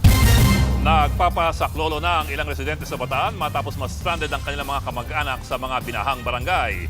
Hirap na rin daw sa pagbili ng pagkain ng ilang residente dahil po sa baha. At live mula sa Hermosa, Bataan, nasa Frontline na balitang yan, Mon Gualvez. Mon, gano'n pa ba kataas ang tubig dyan? Bok, nandito kami ngayon sa Barangay Pulo sa bayan ng Hermosa sa Bataan kung saan pinasok namin yung looban mismo ng barangay dahil kahit papano ngayon lang halos ang sikat ni Haring Araw at dahil mahina-hina na yung mga ulang naranasan sa magdamag, unti-unti na rin bumaba yung level ng baha o tubig dito sa maraming lugar, partikular sa Barangay Pulo. Itong kinatatayuan ko, Bok, halos hindi ito makita kahapon dahil balot ito ng tubig, no? Ngayon makikita ninyo, malakas pa rin yung ragasa o yung current ng water, papunta na yan lahat sa pinakailog na umapaw nitong mga nakarang araw. Kaya nga ngayon, nalalakaran na rin halos ito ng mga residente at muli nakakadaan na sasakyan. Pero bago ito, ilang tawag din talaga ang natanggap ng Hermosa MDRRMO para humingi ng tulong sa paglikas dahil sa takot na matrap sa tumataas na baha kahapon. Sa drone video ng News 5, aakalain mong ilog na ang kahabaan ng isang kalye sa Barangay Daungan sa Hermosa, Bataan. Balot pa rin kasi ito ng kulay putik na baha matapos mabilis na umapaw ang ilog sa lugar dahil sa walang patid na pag-ulan kahapon dulot ng habagat. Ang malaking palayan sa gilid, hindi na nga makita na rin sa tubig. At kahit ang mga bahay sa paligid, lubog sa baha.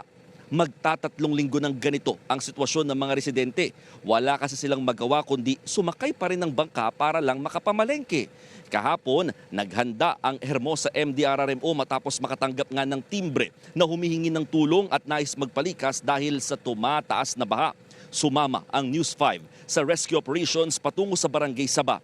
Isang concerned citizen daw kasi ang tumawag na nagsasabing hindi na niya makontak ang mga kaanak. Agad pumunta ang mga tauhan ng MDRRMO sa nireport na bahay. Pero tumanggi na ang pamilya na lumikas dahil tumigil na naman daw ang ulan at bumaba na raw ang tubig. Pakinggan natin ang mga pahayag ng taga Hermosa MDRRMO at residenteng nahihirapan sa ilang araw ng pagbaha. May caller tayo na nag-aalala na sa ibang lugar po kasi siya. Sabi, ang huling tawag niya sa pamilya niya is lumulubog na nga daw po yung bahay nila hanggang tugod na daw po yung terrace nila. Hirap po pagka ganyan, hindi ka makapasok, hindi ka makapagtrabaho. Kaya hirap po.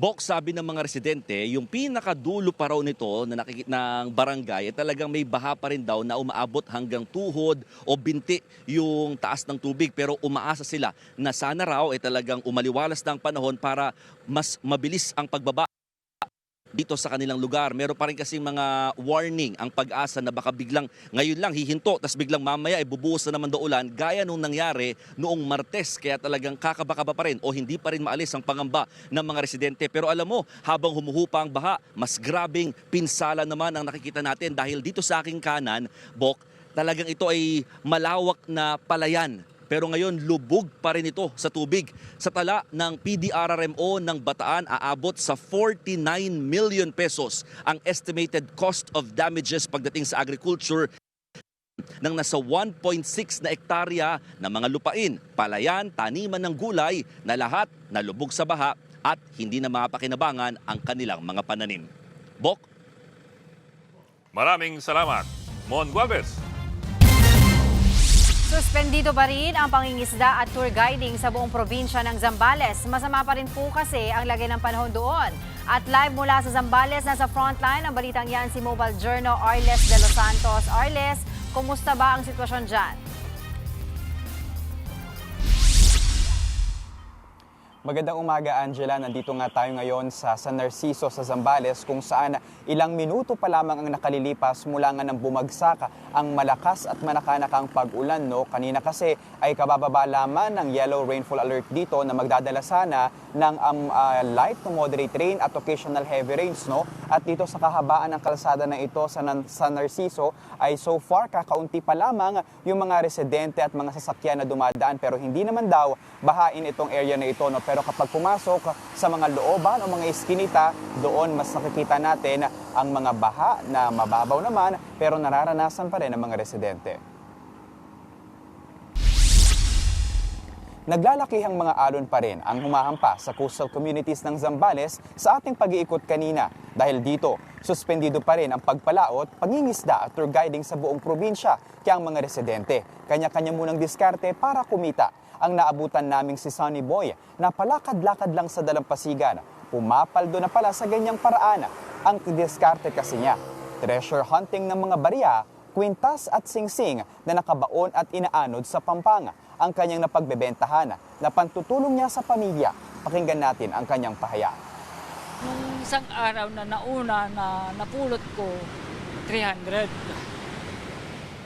Yon. Pangalawa, 220. Pangatlo, 250. So ngayon, saan mo na yan pambibili?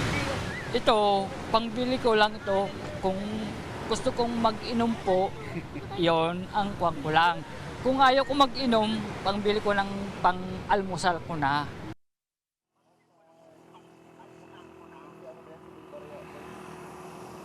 Sa bahaging ito naman ng Barangay San Miguel San Antonio, Zambales, winasak ng naglalaki ang mga alon na aabot sa 40 mga cottage. Halos lamunin na kasi ng alon ng Pampang sa barangay. Kasama dyan ang 3 cottage na pag-aari ng negosyanteng si Rosana. Aniya, sa loob ng 20 taon, ito ang unang beses na nangyari ito. Kaya ganoon na lamang ang kanyang panlulumon. Narito ang kanyang pahayag. Nasira na sir, wala kami magawa, nakuha ng tubig. Paano hindi ka nalulungkot sir, wala na yung makubo. Yung mga gastusin mo sir, yung pa nababawi.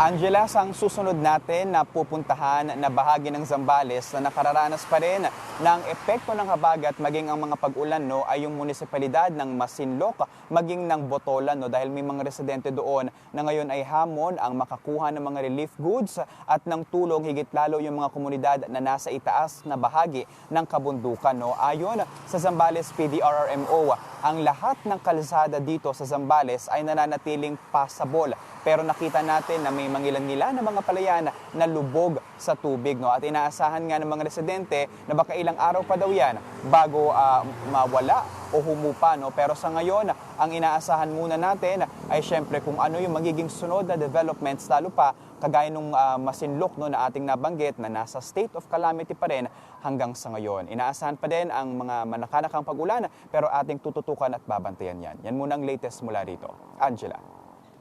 Maraming salamat, Mobile Journal, Arles de los Santos.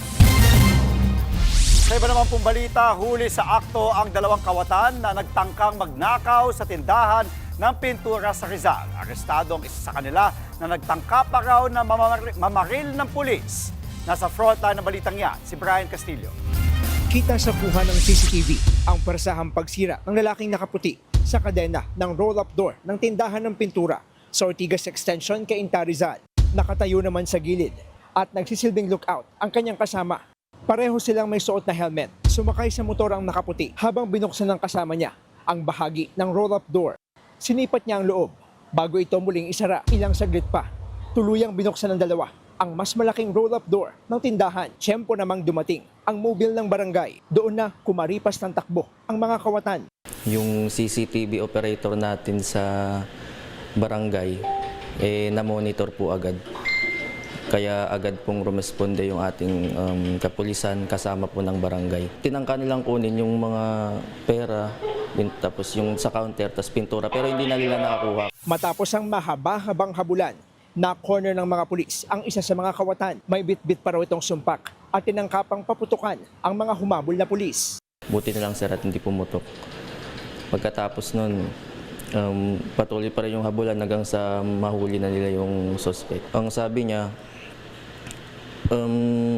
naano lang siya nung kasama niya. Na sabi lang niya na may naudyukan lang siya nung kasama niya. Dinala ng mga pulis sa presinto ang suspect para maiproseso. Nakuha mula sa kanya ang bag na naglalaman ng bolt cutter, T-bar tools, improvised firearm na sumpak at 5 bala. Pero iginiit daw nitong menor de edad siya. Kaya napilitan silang ibigay ang kustudiya nito sa social workers ng munisipyo. Pumunta yung magulang dito na wala silang may pakitang PSA. Ang naipakita lang nila ay yung sa certification of sa baptist. At mali din yung pangalan nandoon. Doon sa sinabi sa akin ng suspect na pangalan niya. Kaya doon pa lang nakita talaga na nagsisinungaling yung suspect. Sinusubukan pa namin kunin ang panig ng suspect at kanyang mga kaanak.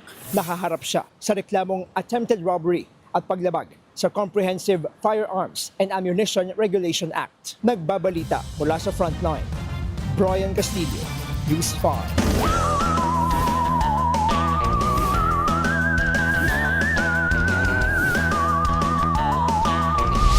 Kapatid, bagamat wala pong direktang epekto ang 3 bagyo sa ating bansa, magiging maulan pa rin sa malaking bahagi ng Luzon. Dulot pa rin yan ng umiiral na hanging habagat.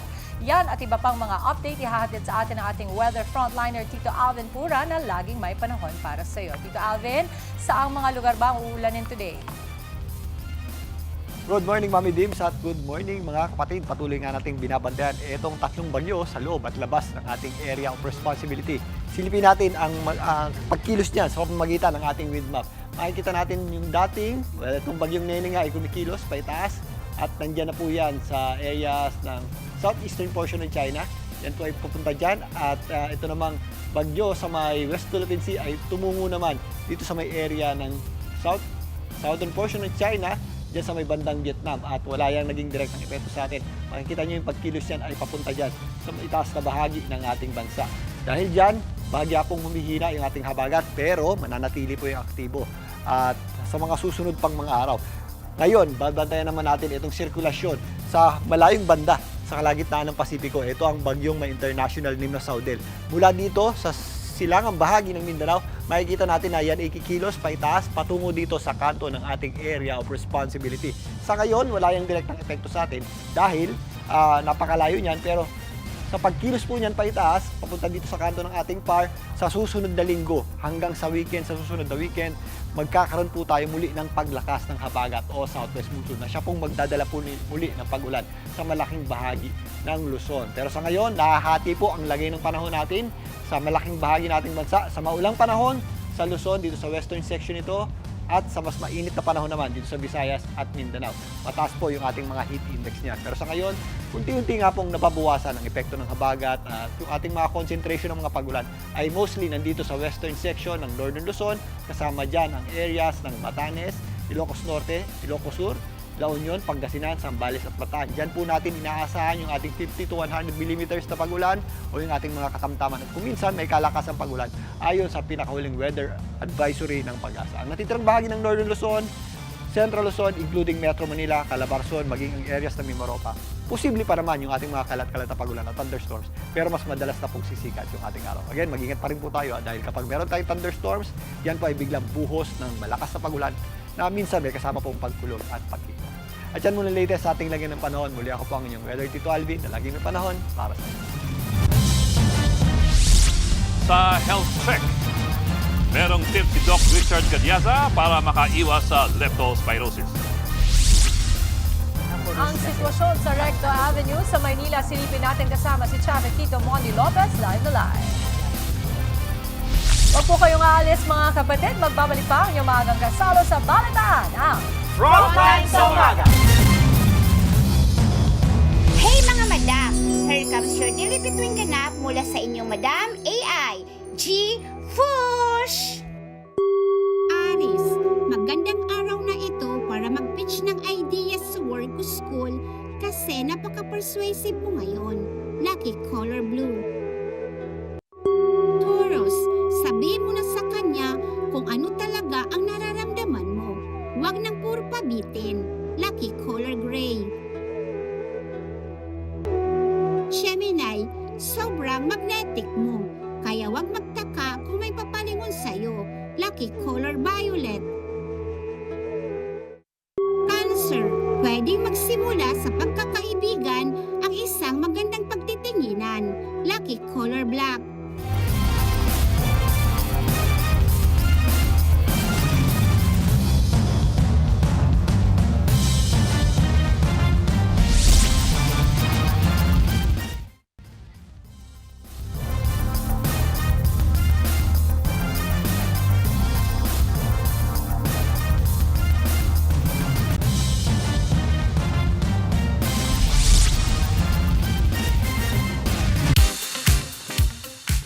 At nagbabalik po ang Frontline sa Umaga.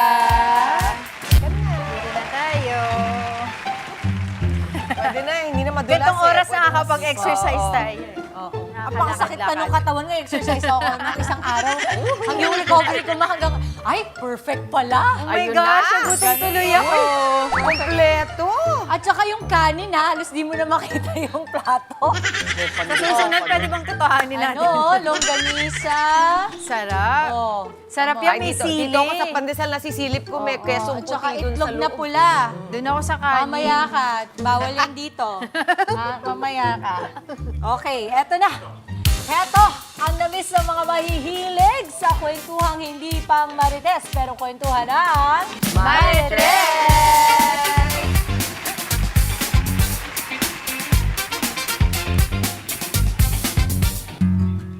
Uy, 40 and broke. Sakit sa dibdib. Uy, 40s na kami ng asawa ko. 2 average kids, elementary and high school. Eh, akala ko, by this time, may sarili na kaming bahay, may brand new SUV sa garahe, nakakapag-travel out of the country, tapos nag-aaral sa exclusive school ng mga anak namin. Reality check, nakatira pa rin kami sa rented apartment, may kotse nga pero second hand, at ang mga anak namin ay nag-aaral sa private school na kaya lang ng budget. Combined monthly salary namin ni wifey, 60K lang. Saktong bayad sa kuryente, tubig, tuition at grocery. May konting savings, yung emergency fund namin laging nababawasan kapag may nagkakasakit.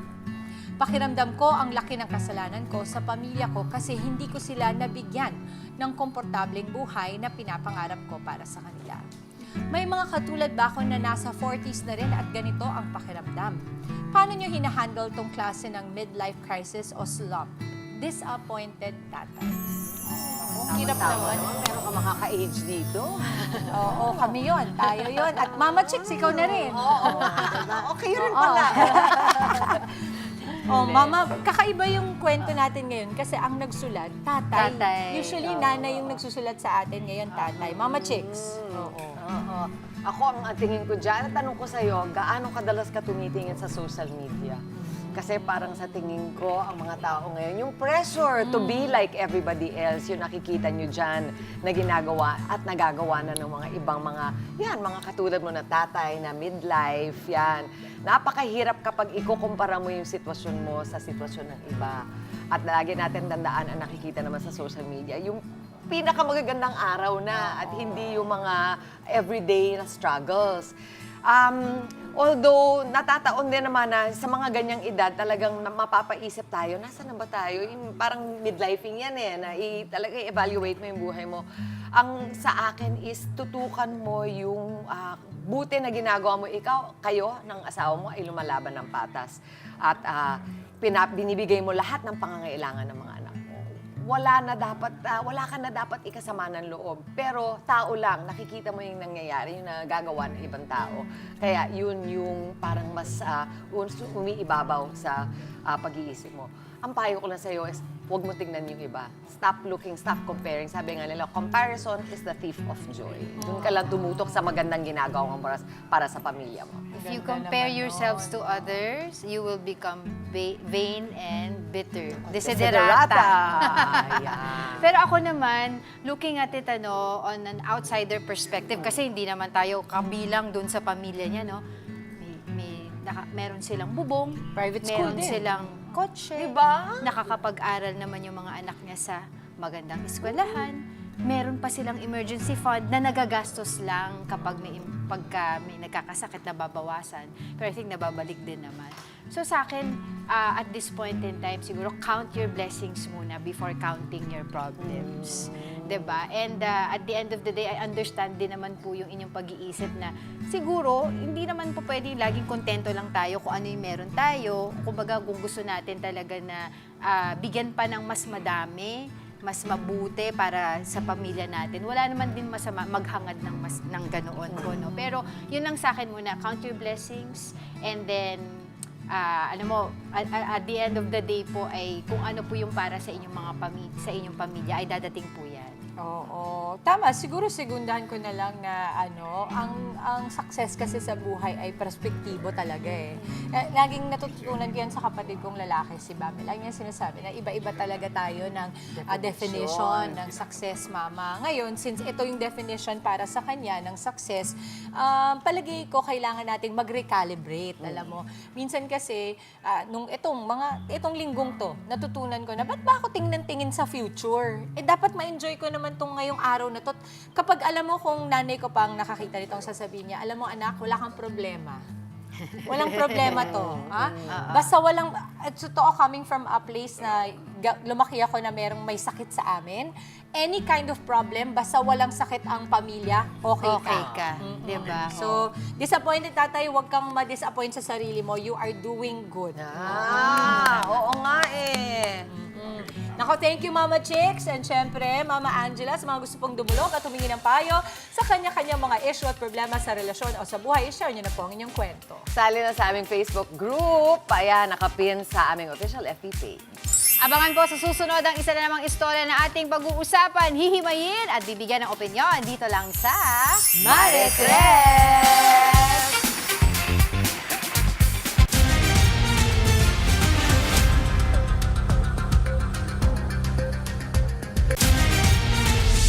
Mga kapatid, narito naman po ang mga dapat nating abangan ngayon. Oral arguments para sa grave threats laban kay Vice President Sara Duterte isasagawa po ngayong araw. Pangulong Marcos mag-iinspeksyon sa isang flood control project sa Pasay. At system law sa kuryente tututukan sa pagdinig ng Senate Committee on Energy. At yan po ang mga dapat nating abangan ngayon. Para hindi mahuli sa mga balita, manatiling nakatutok sa News 5, True FM, One News at 1PH at maging online sa account ng News 5 everywhere. Sa galing mo kapatid, isa na namang classic larong Pinoy ang lalaruin. Abangan po yan. Huwag po kayong alis mga kapatid. Tuloy-tuloy lang ang siksik at ganadong umaga sa pagbabalik ng Frontline sa Umaga.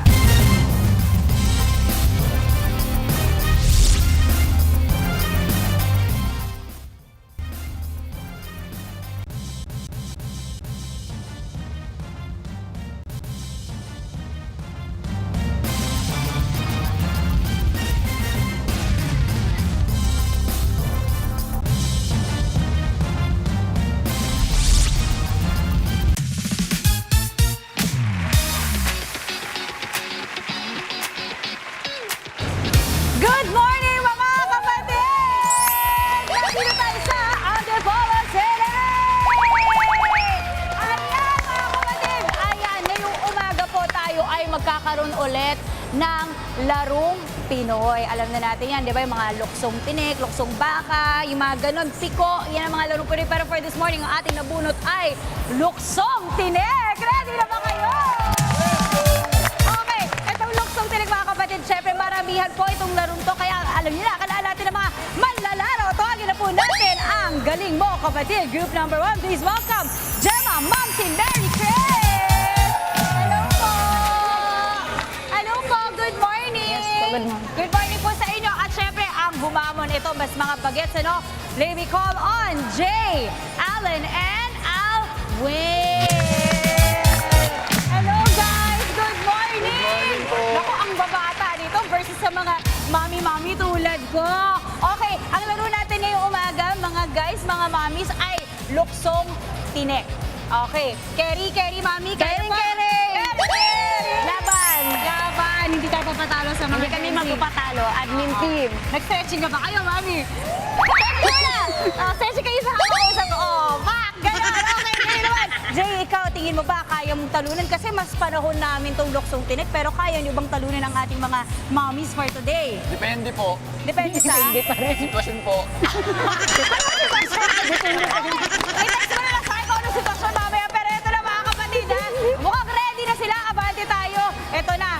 Bago tayo magsimula, syempre, ika-clarify lang natin ang ating mechanics for luksong tinik. Sa simula, hahatiin po sa dalawang grupo ang mga manlalaro. At bawat grupo ay pipili ng may pinakamataas na talon. Okay, so meaning, bawal pong sumabit sa ginagawang mga form.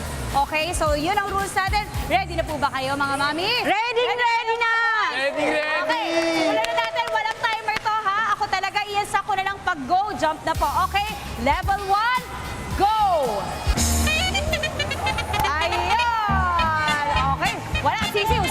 Okay, level 2. Level 2, let's go! Oy, walang sumabit. Level 3, ready? Let's go! Si Mami parang kaya pa. Kaya pa.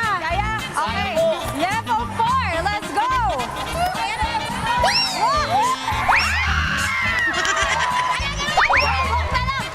Mag-stretching ka more! Ready na!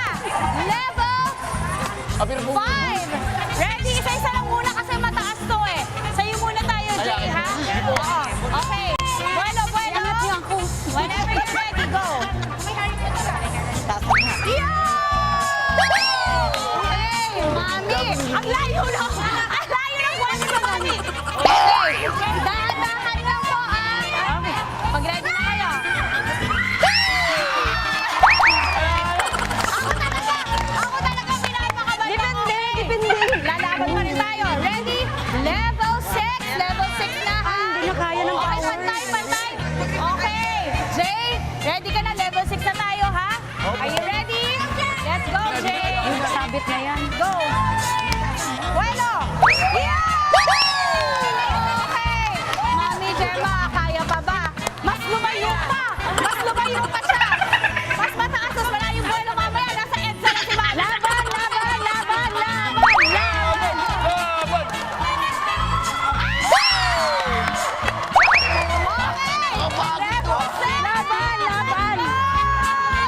Level 7 na, ha? Ayan, pantay ba? Pantay, guys. Judges, pantay. Okay, alright. Sige, Jay, ready ka na? Ayan, pantay na. Jay, ready? Yes po. Kaya? Okay, go. Ay, Gemma, atras na. Okay, ready na po. Mami, ingat po kayo. Kaya.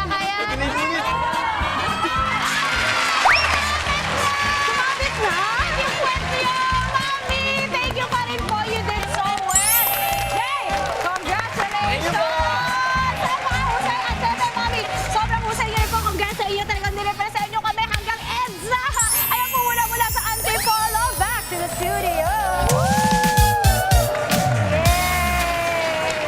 Napakasaya talaga dyan sa Antipolo. Salamat, Mau. At yan po ang ating Shining Thursday morning. Happy birthday to Media Quest Holdings First Vice President Head for Special Projects, Ma'am Shena Olaso. Happy birthday!